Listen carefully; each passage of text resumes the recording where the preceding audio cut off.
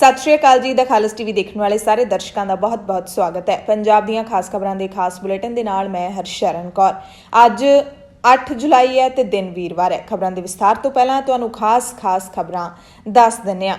मौसम का हाल अज तुहानू 9 बजे के मौसम बुलेटिन दे विच दसांगे। प्रधानमंत्री मोदी दी कैबिनेट दे विच वड्डा फेर बदल होया है। 12 मंत्रियों की छुट्टी कर दी है। 43 मंत्रियों ने हल्फ लिया है, जिन्हां दे विचों कुछ मंत्रियों नू प्रमोट भी किया गया। अनुराग ठाकुर, हरदीप पुरी, किरण रिजिजू समेत 7 जणियां नू तरक्की दी है, जबकि जावडेकर, डॉक्टर हर्षवर्धन ते रमेश पोखरियाल निशंक समेत 12 जणियां नू छुट्टी दे दी गई है। कैबिनेट दे विच 7 होर औरतां नू थां मिली है। ते कैबिनेट फेर बदल तो बाद कांग्रेस ने भी तिखा बयान दिता है कि जे परफॉर्मेंस के आधार पर मंत्रियों नू हटाया गया है तो सब तो पहला तो प्रधानमंत्री मोदी नू लांभे करना चाहिए सी। दिल्ली दे विच परसों सोनिया गांधी दे नाल बैठक तो बाद कल कैप्टन अमरिंदर सिंह ने प्रशांत किशोर दे नाल बैठक की है। करीब 1 घंटा चली बैठक दे विच कैप्टन अमरिंदर सिंह ने पंजाब दी चोण जितण दे बारे ही चर्चा की है ते मुख मंत्री नूं हुण चोणां जितण दे लई पीके ते ही टेक है। ये भी खबरां मिलियां ने कि सोनिया गांधी ने कैप्टन अमरिंदर सिंह नूं कह दिता है कि पंजाब दी कैबिनेट विच फेर बदल दे लई तैयार रहो ते 12 जुलाई तो पहला हाई कमान दे वल्लों कोई ना कोई फैसला पंजाब कांग्रेस दे संकट नूं लैके सुना दिता जावेगा। सूत्रां दी जे मन्नीए तां कांग्रेस प्रधान सोनिया गांधी ने नवजोत सिद्धू नूं दित्ते जाण वाले अहुदे बारे कैप्टन नूं इशारा कर दिता है ते कैप्टन अमरिंदर सिंह कहंदे ਇਹ ਕਹਿ के आए ने सोनिया गांधी नूं कि नवजोत सिंह सिद्धू किसी नाल भी मिल के चलण वाला नहीं है, किसी खिलाफ भी बोलना शुरू कर सकता है। पंजाब कांग्रेस दे कलेश दे नाल पंजाब भाजपा दे विच भी जिहड़ा कलेश पिया होया है, उस दे विच किसानां दे हक च बोलण वाले साबका कैबिनेट मंत्री अनिल जोशी ने कहा है कि पंजाब दी जिहड़ी बीजेपी इकाई है उन्हां ने केंद्र सरकार नूं किसानां दे रुख बारे गलत जानकारी दित्ती है अते जोशी ने सूबे दे प्रधान दा अस्तीफा ही मंग लिया। ते अज दी सब तो वड्डी खबर है जिहड़ी ਉਹ किसानां दे रोस मुजाहरे दे नाल जुड़ी हुई है। किसानां दे वल्लों तेल ਅਤੇ रसोई गैस ਦੀਆਂ ਵਧੀਆਂ ਕੀਮਤਾਂ ਦੇ ਖਿਲਾਫ ਪੂਰੇ ਦੇਸ਼ ਦੇ ਵਿੱਚ ਸਵੇਰੇ 10 ਵਜੇ ਤੋਂ ਦੁਪਹਿਰੇ 12 ਵਜੇ ਰੋਸ ਮੁਜ਼ਾਹਰੇ ਕੀਤੇ ਜਾਣਗੇ। ਦਾ ਖਾਲਸ ਟੀਵੀ ਤੇ ਕਿਸਾਨਾਂ ਦੇ ਰੋਸ ਮੁਜ਼ਾਹਰੇ ਦਾ ਲਾਈਵ ਟੈਲੀਕਾਸਟ ਦਿਖਾਇਆ ਜਾਵੇਗਾ। ਕਿਸਾਨਾਂ ਨੇ ਤੁਹਾਨੂੰ ਸਭ ਨੂੰ ਅਪੀਲ ਕੀਤੀ ਹੈ ਕਿ ਰੋਸ ਪ੍ਰਦਰਸ਼ਨ ਦੌਰਾਨ ਸੜਕਾਂ ਜਾਮ ਨਾ ਕੀਤੀਆਂ ਜਾਣ, ਬਲਕਿ ਆਪੋ ਆਪਣੇ ਵਾਹਨ ਅਤੇ ਖਾਲੀ ਗੈਸ ਸਿਲੰਡਰ ਲੈ ਕੇ ਸੜਕਾਂ ਦੇ ਕਿਨਾਰਿਆਂ ਤੇ ਖੜ ਕੇ ਪ੍ਰੋਟੈਸਟ ਕੀਤਾ ਜਾਵੇ। ਬਠਿੰਡਾ ਦੇ ਵਿੱਚ ਸਾਬਕਾ ਗੈਂਗਸਟਰ ਕੁਲਬੀਰ ਨਰੂਆਣਾ ਦੀ ਉਸਦੇ ਸਾਥੀ ਨੇ ਹੀ ਹੱਤਿਆ ਕਰ ਦਿੱਤੀ ਹੈ, ਨਾਲ ਇੱਕ ਹੋਰ ਕਰੀਬੀ ਹੈ ਜਿਹੜਾ ਉਹਨੂੰ ਵੀ ਮਾਰ ਦਿੱਤਾ ਹੈ। ਪੰਜਾਬ ਦੇ ਵਿੱਚ ਬਿਜਲੀ ਸੰਕਟ ਨਹੀਂ ਘਟ ਰਿਹਾ। ਬਣਾਵਾਲਾ ਤਾਪ ਘਰ ਦੇ ਤੀਜੇ ਯੂਨਿਟ ਦੇ ਵਿੱਚ ਵੀ ਨੁਕਸ ਪੈ ਗਿਆ ਤੇ ਬਿਜਲੀ ਸੰਕਟ ਹੋਰ ਡੂੰਘਾ ਹੋਣ ਦਾ ਖਦਸ਼ਾ ਹੈ। PSPCL ਨੇ ਜਿਹੜੀ ਉਦਯੋਗਾਂ ਨੂੰ ਦਿੱਤੀ ਜਾਣ ਵਾਲੀ ਸਪਲਾਈ ਬੰਦ ਕੀਤੀ ਹੈ, ਉਸ ਤੋਂ ਬਾਅਦ ਹੁਣ ਉਦਯੋਗਾਂ ਦੇ ਮਾਲਕ ਨੇ ਜਿਹੜੇ ਉਹ ਵੀ ਹੁਣ ਤੱਤੇ ਹੋ ਗਏ ਨੇ। ਸੁਖਬੀਰ ਬਾਦਲ ਨੇ ਬਿਜਲੀ ਸੰਕਟ ਲਈ ਕੈਪਟਨ ਨੂੰ ਜ਼ਿੰਮੇਦਾਰ ਦੱਸਿਆ ਤੇ ਅਕਾਲੀ ਦਲ ਨੇ ਉਦਯੋਗਿਕ ਖੇਤਰ ਦੇ ਲਈ ਰਾਹਤ ਪੈਕੇਜ ਦੀ ਮੰਗ ਕੀਤੀ ਹੈ। ਉਧਰ ਨਵਜੋਤ ਸਿੰਘ ਸਿੱਧੂ ਜਿਹੜਾ ਇਸ ਗੱਲ ਦੇ ਵਿੱਚ ਘਿਰੇ ਹੋਏ ਸੀ ਕਿ ਜੇ ਉਹ ਬਿਜਲੀ ਨੂੰ ਲੈ ਕੇ ਇੰਨੇ ਚਿੰਤਤ ਨੇ ਤਾਂ ਬਿਜਲੀ ਮਹਿਕਮਾ ਕਿਉਂ ਨਹੀਂ ਲਿਆ, ਬਿਜਲੀ ਮੰਤਰਾਲਾ ਉਹਨਾਂ ਨੂੰ ਮਿਲ ਰਿਹਾ ਸੀ ਕਿਉਂ ਨਹੀਂ ਲਿਆ।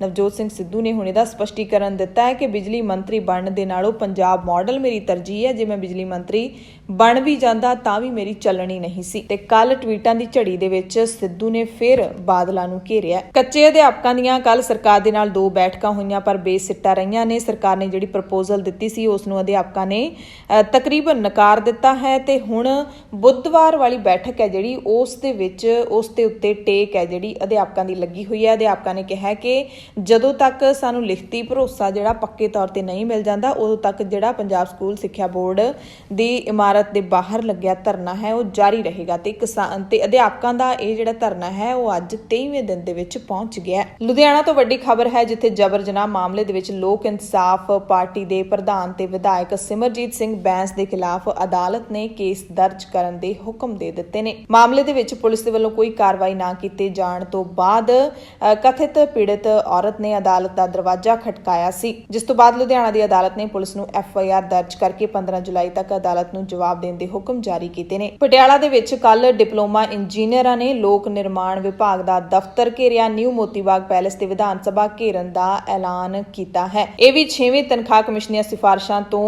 ਤੰਗ ਨੇ ਅਤੇ ਰਿਪੋਰਟ ਦੀਆਂ ਕਾਪੀਆਂ ਸਾੜੀਆਂ ਨੇ। ਮਾਮਲੇ ਦੇ ਵਿੱਚ ਮੁੱਖ ਮੰਤਰੀ ਦਾ ਦਖਲ ਮੰਗਿਆ ਹੈ। ਜਲੰਧਰ ਜ਼ਿਲ੍ਹਾ ਪ੍ਰਸ਼ਾਸਨ ਨੇ ਆਕਸੀਜਨ ਪਲਾਂਟ ਨਾ ਲਾਉਣ ਤੇ ਜ਼ਿਲ੍ਹੇ ਦੇ 7 ਨਿੱਜੀ ਹਸਪਤਾਲਾਂ ਨੂੰ ਨੋਟਿਸ ਜਾਰੀ ਕਰ ਦਿੱਤਾ ਹੈ। ਬਟਾਲਾ ਦੇ ਬੱਲੜਵਾਲ ਗੋਲੀ ਕਾਂਡ ਦੇ ਵਿੱਚ ਨਵਾਂ ਮੋੜ ਆਇਆ ਹੈ। ਪੁਲਿਸ ਨੇ ਮ੍ਰਿਤਕਾਂ ਦੇ ਹੀ 4 ਪਰਿਵਾਰਕ ਮੈਂਬਰਾਂ ਦੇ ਖਿਲਾਫ ਸਮੂਹਿਕ ਜਬਰ ਜਨਾਹ ਦਾ ਕੇਸ ਦਰਜ ਕੀਤਾ ਹੈ। ਇਹ ਕੇਸ ਕਤਲ ਕਰਨ ਵਾਲੇ ਮੁੱਖ ਮੁਲਜ਼ਮ ਸੁਖਵਿੰਦਰ ਸਿੰਘ ਸੋਨੀ ਦੀ ਧੀ ਦੀ ਸ਼ਿਕਾਇਤ ਤੇ ਥਾਣਾ ਘੁਮਾਣ ਦੀ ਪੁਲਿਸ ਨੇ ਦਰਜ ਕੀਤਾ ਹੈ। ਮੁਲਜ਼ਮਾਂ ਦੇ ਵਿੱਚੋਂ 2 ਗੋਲੀकांड ਦੇ ਵਿੱਚ ਜ਼ਖਮੀ ਹੋਏ ਸੀ ਤੇ ਇਸ ਵੇਲੇ ਅੰਮ੍ਰਿਤਸਰ ਦੇ ਹਸਪਤਾਲ ਦੇ ਵਿੱਚ ਜ਼ੇਰੇ ਇਲਾਜ ਨੇ। ਪੰਜਾਬ ਦੇ ਵਿੱਤ ਮੰਤਰੀ ਮਨਪ੍ਰੀਤ ਬਾਦਲ ਨੇ ਕੇਂਦਰੀ ਰੱਖਿਆ ਮੰਤਰੀ ਰਾਜਨਾਥ ਸਿੰਘ ਦੇ ਨਾਲ ਮੁਲਾਕਾਤ ਕਰਕੇ ਪੰਜਾਬ ਦੇ ਵਿੱਚ 2 ਹੋਰ ਸੈਨਿਕ ਸਕੂਲ ਖੋਲ੍ਹਣ ਦੀ ਮੰਗ ਕੀਤੀ ਹੈ। ਲੁਧਿਆਣਾ ਦੇ ਵਿੱਚ ਰਾਜੀਵ ਗਾਂਧੀ ਦੇ ਬੁੱਤ ਨੂੰ 2 ਜਣਿਆਂ ਨੇ ਅੱਗ ਲਾ ਦਿੱਤੀ, ਜਿਸ ਤੋਂ ਬਾਅਦ ਕਾਂਗਰਸੀ ਭੜਕ ਗਏ।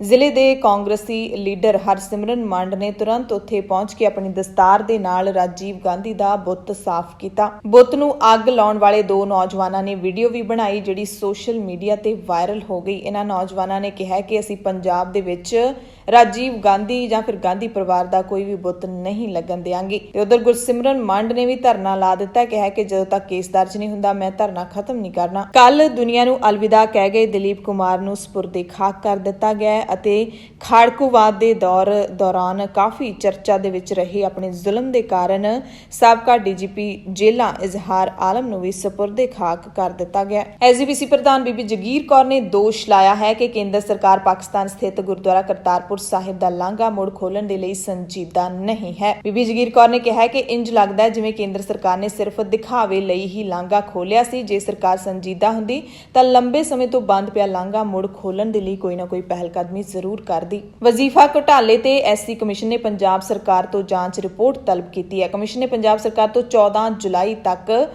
ਜਵਾਬ ਮੰਗਿਆ। ਪੰਜਾਬ ਦੀਆਂ ਖਾਸ ਖਬਰਾਂ ਦੇ ਖਾਸ ਬੁਲੇਟਿਨ ਦੇ ਵਿੱਚ ਹੁਣ ਖਬਰਾਂ ਵਿਸਥਾਰ ਦੇ ਨਾਲ। ਸਭ ਤੋਂ ਪਹਿਲੀ ਖਬਰ ਕਿਸਾਨਾਂ ਨੇ ਜਿਹੜਾ ਸੱਦਾ ਦਿੱਤਾ ਹੈ 8 ਜੁਲਾਈ ਦੇ ਸੰਘਰਸ਼ ਦਾ। 8 ਜੁਲਾਈ ਦੇ ਦੇਸ਼ ਭਰ ਦੇ ਵਿੱਚ ਕੀਤੇ ਜਾਣ ਵਾਲੇ ਰੋਸ ਮੁਜ਼ਾਹਰੇ ਦਾ। ਸੰਯੁਕਤ ਕਿਸਾਨ ਮੋਰਚੇ ਦੇ ਸੱਦੇ ਤੇ ਡੀਜ਼ਲ, ਪੈਟਰੋਲ ਤੇ ਰਸੋਈ ਗੈਸ ਦੀਆਂ ਕੀਮਤਾਂ ਦੇ ਵਿੱਚ ਵਾਧੇ ਦੇ ਖਿਲਾਫ 8 ਜੁਲਾਈ ਸਵੇਰੇ 10 ਵਜੇ ਤੋਂ ਦੁਪਹਿਰੇ 12 ਵਜੇ ਤੱਕ ਪੂਰੇ ਭਾਰਤ ਦੇ ਵਿੱਚ ਰੋਸ ਮੁਜ਼ਾਹਰੇ ਕੀਤੇ ਜਾਣਗੇ। ਪ੍ਰਦਰਸ਼ਨਕਾਰੀ ਆਵਾਜਾਈ ਦੇ ਵਿੱਚ ਬਿਨਾਂ ਕੋਈ ਵਿਘਨ ਪਾਇਆ ਰੋਸ ਵਜੋਂ ਚੁਣੀਆਂ ਗਈਆਂ ਸਰਵਜਨਕ ਯਾਨੀ ਕਿ ਜਨਤਕ ਥਾਵਾਂ ਤੇ ਸਕੂਟਰਾਂ, ਮੋਟਰਸਾਈਕਲਾਂ, ਟਰੈਕਟਰਾਂ, ਕਾਰਾਂ, ਬੱਸਾਂ, ਟਰੱਕਾਂ ਅਤੇ ਵੱਖ-ਵੱਖ ਵਾਹਨਾਂ ਤੇ ਖਾਲੀ ਗੈਸ ਸਿਲੰਡਰਾਂ ਦੇ ਨਾਲ ਪ੍ਰਦਰਸ਼ਨ ਕਰਨਗੇ। ਮੋਰਚੇ ਨੇ ਅਪੀਲ ਕੀਤੀ ਹੈ ਕਿ ਰੋਸ ਪ੍ਰਦਰਸ਼ਨ ਦੌਰਾਨ ਸੜਕਾਂ ਨੂੰ ਜਾਮ ਨਾ ਕੀਤਾ ਜਾਵੇ, ਬਲਕਿ ਸੜਕ ਦੇ ਇੱਕ ਪਾਸੇ ਖੜ ਕੇ ਸ਼ਾਂਤਮਈ ਰੋਸ ਮੁਜ਼ਾਹਰੇ ਕੀਤੇ ਜਾਣ। 2 ਘੰਟਿਆਂ ਦੇ ਲਈ ਇਹ ਮੁਜ਼ਾਹਰੇ ਹੋਣਗੇ। ਮੋਰਚੇ ਨੇ ਕਿਹਾ ਕਿ ਇਹ ਇੱਕ ਅਜਿਹਾ ਮੁੱਦਾ ਹੈ ਜੋ ਸਮਾਜ ਦੇ ਹਰ ਵਰਗ ਨੂੰ ਪ੍ਰਭਾਵਿਤ ਕਰਦਾ ਹੈ। ਇਸ ਕਰਕੇ ਮੋਰਚਾ ਅਪੀਲ ਕਰਦਾ ਹੈ ਕਿ ਕਿਸਾਨ, ਮਜ਼ਦੂਰ, ਨੌਜਵਾਨ, ਵਿਦਿਆਰਥੀ, ਔਰਤਾਂ, ਕਰਮਚਾਰੀ, ਦੁਕਾਨਦਾਰ, ਟਰਾਂਸਪੋਰਟਰ, ਵਪਾਰੀ ਤੇ ਹੋਰ ਵਰਗਾਂ ਦੇ ਲੋਕ ਇਹਨਾਂ ਪ੍ਰਦਰਸ਼ਨਾਂ ਦਾ ਹਿੱਸਾ ਬਣਨ। ਭਾਰਤੀ ਕਿਸਾਨ ਯੂਨੀਅਨ ਰਾਜੇਵਾਲ ਦੇ ਪ੍ਰਧਾਨ ਬਲਵੀਰ ਸਿੰਘ ਰਾਜੇਵਾਲ ਮੰਜੀ ਸਾਹਿਬ ਕੋਟਾਂ ਲੁਧਿਆਣਾ ਪਹੁੰਚੇ ਹੋਏ ਸੀ। ਇੱਥੇ ਇੱਕ ਵੱਡੀ ਮੀਟਿੰਗ ਹੋਈ। ਇਕੱਠ ਨੂੰ ਸੰਬੋਧਨ ਕਰਦੇ ਹੋਏ ਰਾਜੇਵਾਲ ਨੇ ਵੀ ਸੱਦਾ ਦਿੱਤਾ ਦੇਸ਼ ਵਾਸੀਆਂ ਨੂੰ ਕਿ 2 ਘੰਟਿਆਂ ਦੇ ਲਈ ਦੇਸ਼ ਭਰ ਦੀਆਂ ਸੜਕਾਂ ਤੇ ਬਿਨਾਂ ਟ੍ਰੈਫਿਕ ਜਾਮ ਕੀਤੇ ਰੋਸ ਮੁਜ਼ਾਹਰੇ ਕੀਤੇ ਜਾਣ। ਸੜਕਾਂ ਦੇ ਕਿਨਾਰਿਆਂ ਤੇ ਖੜ ਕੇ ਰੋਸ ਮੁਜ਼ਾਹਰੇ ਕੀਤੇ ਜਾਣ। ਕਿਸੇ ਨੂੰ ਵੀ ਤੰਗ ਪਰੇਸ਼ਾਨ ਨਾ ਕੀਤਾ ਜਾਵੇ। ਹਰ ਵਰਗ ਨੂੰ ਅਪੀਲ ਕੀਤੀ ਹੈ ਰਾਜੇਵਾਲ ਨੇ ਕਿ ਉਹ ਆਪਣੇ ਵਾਹਨ ਸੜਕ ਕਿਨਾਰਿਆਂ ਤੇ ਖੜੇ ਕਰਕੇ ਸਰਕਾਰ ਖਿਲਾਫ ਰੋਸ ਪ੍ਰਗਟ ਕਰਨ ਤਾਂ ਜੋ ਕੁੰਭਕਰਨੀ ਨੀਂਦ ਸੁੱਤੀ ਸਰਕਾਰ ਨੂੰ ਜਗਾਇਆ ਜਾ ਸਕੇ। ਇਸ ਦਰਮਿਆਨ 12 ਵਜੇ ਸਾਰਿਆਂ ਨੂੰ ਆਪੋ ਆਪਣੇ ਵਾਹਨਾਂ ਦੇ ਹਾਰਨ ਵਜਾਉਣ ਦੀ ਵੀ ਅਪੀਲ ਕੀਤੀ ਹੈ ਕਿਸਾਨ ਲੀਡਰਾਂ ਨੇ। ਰਾਜੇਵਾਲ ਨੇ ਵੀ ਦੱਸਿਆ ਕਿ 19 ਜੁਲਾਈ ਤੋਂ ਪਾਰਲੀਮੈਂਟ ਸੈਸ਼ਨ ਸ਼ੁਰੂ ਹੋ ਰਿਹਾ ਹੈ ਤੇ 19 ਤੋਂ ਲੈ ਕੇ 21 ਤਰੀਕ ਤੱਕ ਅਸੀਂ ਜਿਹੜੇ ਵਿਰੋਧੀ ਧਿਰ ਦੇ ਮੈਂਬਰ ਪਾਰਲੀਮੈਂਟ ਨੇ ਉਹਨਾਂ ਨੂੰ ਅਸੀਂ ਚੇਤਾਵਨੀ ਪੱਤਰ ਦੇਵਾਂਗੇ ਕਿ ਜੇ ਕੋਈ ਮੈਂਬਰ ਕਿਸਾਨਾਂ ਦੇ ਖਿਲਾਫ ਜਾਵੇਗਾ ਤਾਂ ਉਸ ਨੂੰ ਕਿਸਾਨਾਂ ਦੇ ਰੋਹ ਦਾ ਸ਼ਿਕਾਰ ਹੋਣਾ ਪਵੇਗਾ। ਸੰਸਦ ਦੇ ਅੰਦਰ ਜਾ ਕੇ ਵਿਰੋਧੀ ਧਿਰ ਦੇ ਜਿਹੜੇ ਸਾਂਸਦ ਹੈਗੇ ਨੇ ਉਹ ਕਿਸਾਨਾਂ ਦੇ ਹੱਕ ਦੀ ਗੱਲ ਕਰਨ। ਤੇ 22 ਜੁਲਾਈ ਤੋਂ 200 ਤੋਂ ਵਧੇਰੇ ਕਿਸਾਨਾਂ ਦਾ ਜਥਾ ਰੋਜ਼ਾਨਾ ਪਾਰਲੀਮੈਂਟ ਦੇ ਮੂਹਰੇ ਭੇਜਿਆ ਜਾਵੇਗਾ ਤੇ ਹਰ ਜਥੇਬੰਦੀ ਦੇ 5-5 ਮੈਂਬਰ ਇਹਨਾਂ 200 ਮੈਂਬਰਾਂ ਦੇ ਵਿੱਚ ਸ਼ਾਮਿਲ ਹੋਣਗੇ। ਹਰਿਆਣਾ ਦੇ ਕਿਸਾਨ ਲੀਡਰ ਗੁਰਨਾਮ ਸਿੰਘ ਚੜੂਨੀ ਨੇ ਵੀ ਸਾਰੇ ਦੇਸ਼ ਵਾਸੀਆਂ ਨੂੰ ਅਪੀਲ ਕੀਤੀ ਹੈ ਕਿ 2 ਘੰਟਿਆਂ ਦੇ ਲਈ ਸੜਕਾਂ ਦੇ ਉੱਤੇ ਰੋਸ ਮੁਜ਼ਾਹਰੇ ਕੀਤੇ ਜਾਣ ਪਰ ਸੜਕਾਂ ਜਾਮ ਨਾ ਕੀਤੀਆਂ ਜਾਣ। ਪੈਟਰੋਲ, ਡੀਜ਼ਲ ਅਤੇ ਰਸੋਈ ਗੈਸ ਦੀਆਂ ਵਧਦੀਆਂ ਕੀਮਤਾਂ ਦੇ ਖਿਲਾਫ ਇਹ ਮੁਜ਼ਾਹਰਾ ਹੈ। ਗੁਰਨਾਮ ਸਿੰਘ ਚੜੂਨੀ ਨੇ ਹੋਰ ਕੀ ਕੁਝ ਅਪੀਲ ਕੀਤੀ ਹੈ ਤੁਹਾਨੂੰ ਸਭ ਨੂੰ ਇਹ ਤੁਸੀਂ ਸੁਣ ਸਕਦੇ ਹੋ। हमने कल 10 बजे से 12 बजे तक 2 घंटे सड़कों के किनारे पे खड़ाना है, लेकिन ध्यान रहे रोड जाम नहीं करना है। केवल सड़कों के किनारे लाइन में खड़ा के एक प्रदर्शन, एक हमने रोष अपना दिखाना है। और गैस के जो खाली सिलेंडर हैं, भरे हुए नहीं क्योंकि गर्मी बहुत है, खाली सिलेंडर भी आप ले जा सकते हो, उनको भी सड़क के किनारे रख सकते हो। किसान लीडर गुरनाम सिंह चड़ूनी ने एक होर नवा मुद्दा छेड़ दिता है। गुरनाम सिंह चड़ूनी अपने फेसबुक पेज तो मंगलवार शाम नू लाइव हुंदे ने। लाइव होके उन्होंने सारे जिहड़े लोग हैगे ने, जिहड़े बदलाव चाहुंदे ने, चाहे वो सियासतदान होण जां फिर बुद्धिजीवी होण जां फिर आम लोग होण, किसान मजदूर तां चाहुंदे ही चाहुंदे ने। उन्होंने कहा कि यूपी की थां पंजाब मिशन वाल सानू वधन की लोड़ है। यूपी दे विच तुसीं बीजेपी नू तां भजा दिओगे, पर की बीजेपी नू हराउण तो बाद साडी समस्या दा हल हो जाऊगा? जे साडी समस्या दा हल होना हुंदा तां पश्चिमी बंगाल दे विच तां असीं बीजेपी नू भजा दित्ता है। कि साडी समस्या दा कोई हल निकलिया? नहीं निकलिया। कहंदे सारे देश दे विचों चाहे तुसीं बीजेपी भजा दिओ, पर उहदी थां ते जे दूसरी पार्टी आ जाऊगी ਉਹਨੇ भी साडा हल नहीं करना। इस करके लोड़ है पंजाब दे विच विधान सभा चोणां आउण वालीआं ने, अपनी सत्ता लियाओ, किसानां मजदूरां दी सरकार बनाओ ते दिखाओ फिर पूरी दुनिया नूं, पूरे देश नूं पंजाब दा मॉडल कि सत्ता किवें करीदी है, सरकार किवें सांभीदी है। चड़ूनी ने कहा पंजाब सिरमौर है ते पंजाबी जागरूक ने, सो आओ किसानां मजदूरां दी सरकार बनाइए, पंजाब मिशन वाल तुरिए। कौन बचाने आएगा? किसके भरोसे पे बैठे हो? कांग्रेस देख ली, बीजेपी देख ली, तीसरा चौथा पांचवा सारे तो देख लिए, अब किसके भरोसे पे बैठे हो आखिर? अरे 100 में 65 वोट आपकी हैं, 65% वाले का राज नहीं है। 35% वोट जिसके पास आ जाए उसका राज आता है, उसकी सत्ता आती है। आपकी 65% वोट है और 65% वोट के मालिक बेचारे बने हुए हैं। जागिए और मिशन पंजाब शुरू करिए और मिशन पंजाब शुरू करके इनसे सत्ता छीनिए, अच्छी सत्ता करके दिखाइए, अच्छा राज चला के दिखाइए, उसका अनुसरण सारा देश करेगा। पंजाब सिरमौर है। तो चड़ूनी ने जिहड़ा कहा कि किहदी आस विच बैठे हो, सारिआं नूं तुसीं देख लिया, बीजेपी कांग्रेस अकाली सब नूं देख लिया, हुण ਤੁਹਾਨੂੰ खुद खड़े होने की लोड़ है। ਤਾਂ ਇਹ ਤੇ ਉਡੀਕ ਆਪਾਂ ਕਰ ਰਹੇ ਸੀ ਕਿ ਬਾਕੀ ਕਿਸਾਨ ਲੀਡਰ ਨੇ ਜਿਹੜੇ ਕਿ ਉਹ ਵੀ ਇਹਦੇ ਨਾਲ ਸਹਿਮਤ ਨੇ। ਤਾਂ ਹੁਣ ਸੰਯੁਕਤ ਕਿਸਾਨ ਮੋਰਚੇ ਦਾ ਬਿਆਨ ਆ ਗਿਆ। ਮੋਰਚੇ ਨੇ ਸਪਸ਼ਟ ਕੀਤਾ ਹੈ ਕਿ ਮਿਸ਼ਨ ਪੰਜਾਬ ਦੇ ਸੰਬੰਧੀ ਕਿਸਾਨ ਜਥੇਬੰਦੀਆਂ ਨੇ ਕੋਈ ਫੈਸਲਾ ਨਹੀਂ ਲਿਆ, ਨਾ ਹੀ ਵਿਚਾਰਿਆ ਗਿਆ। ਮੋਰਚੇ ਨੇ ਜਿਹੜੀਆਂ ਅਫਵਾਹਾਂ ਚੱਲ ਰਹੀਆਂ ਉਹਨਾਂ ਦਾ ਖੰਡਨ ਕਰ ਦਿੱਤਾ ਹੈ। ਮੋਰਚੇ ਨੇ ਮੀਡੀਆ ਨੂੰ ਅਪੀਲ ਕੀਤੀ ਹੈ ਕਿ ਕਿਸੇ ਵੀ ਕਿਸਾਨ ਲੀਡਰ ਦੇ ਵਿਅਕਤੀਗਤ ਵਿਚਾਰਾਂ ਜਾਂ ਫਿਰ ਬਿਆਨਾਂ ਨੂੰ ਸੰਯੁਕਤ ਕਿਸਾਨ ਮੋਰਚੇ ਦੇ ਫੈਸਲਿਆਂ ਵਜੋਂ ਨਾ ਪ੍ਰਚਾਰਿਆ ਜਾਵੇ। किसान मोर्चे ने यह भी कहा कि भारत सरकार ने कणक की रिकॉर्ड खरीद के आंकड़े जारी किए ने, जिस तो सिद्ध हुंदा है कि किसानां दा जिहड़ा अंदोलन है वो की असर दिखा रहा है।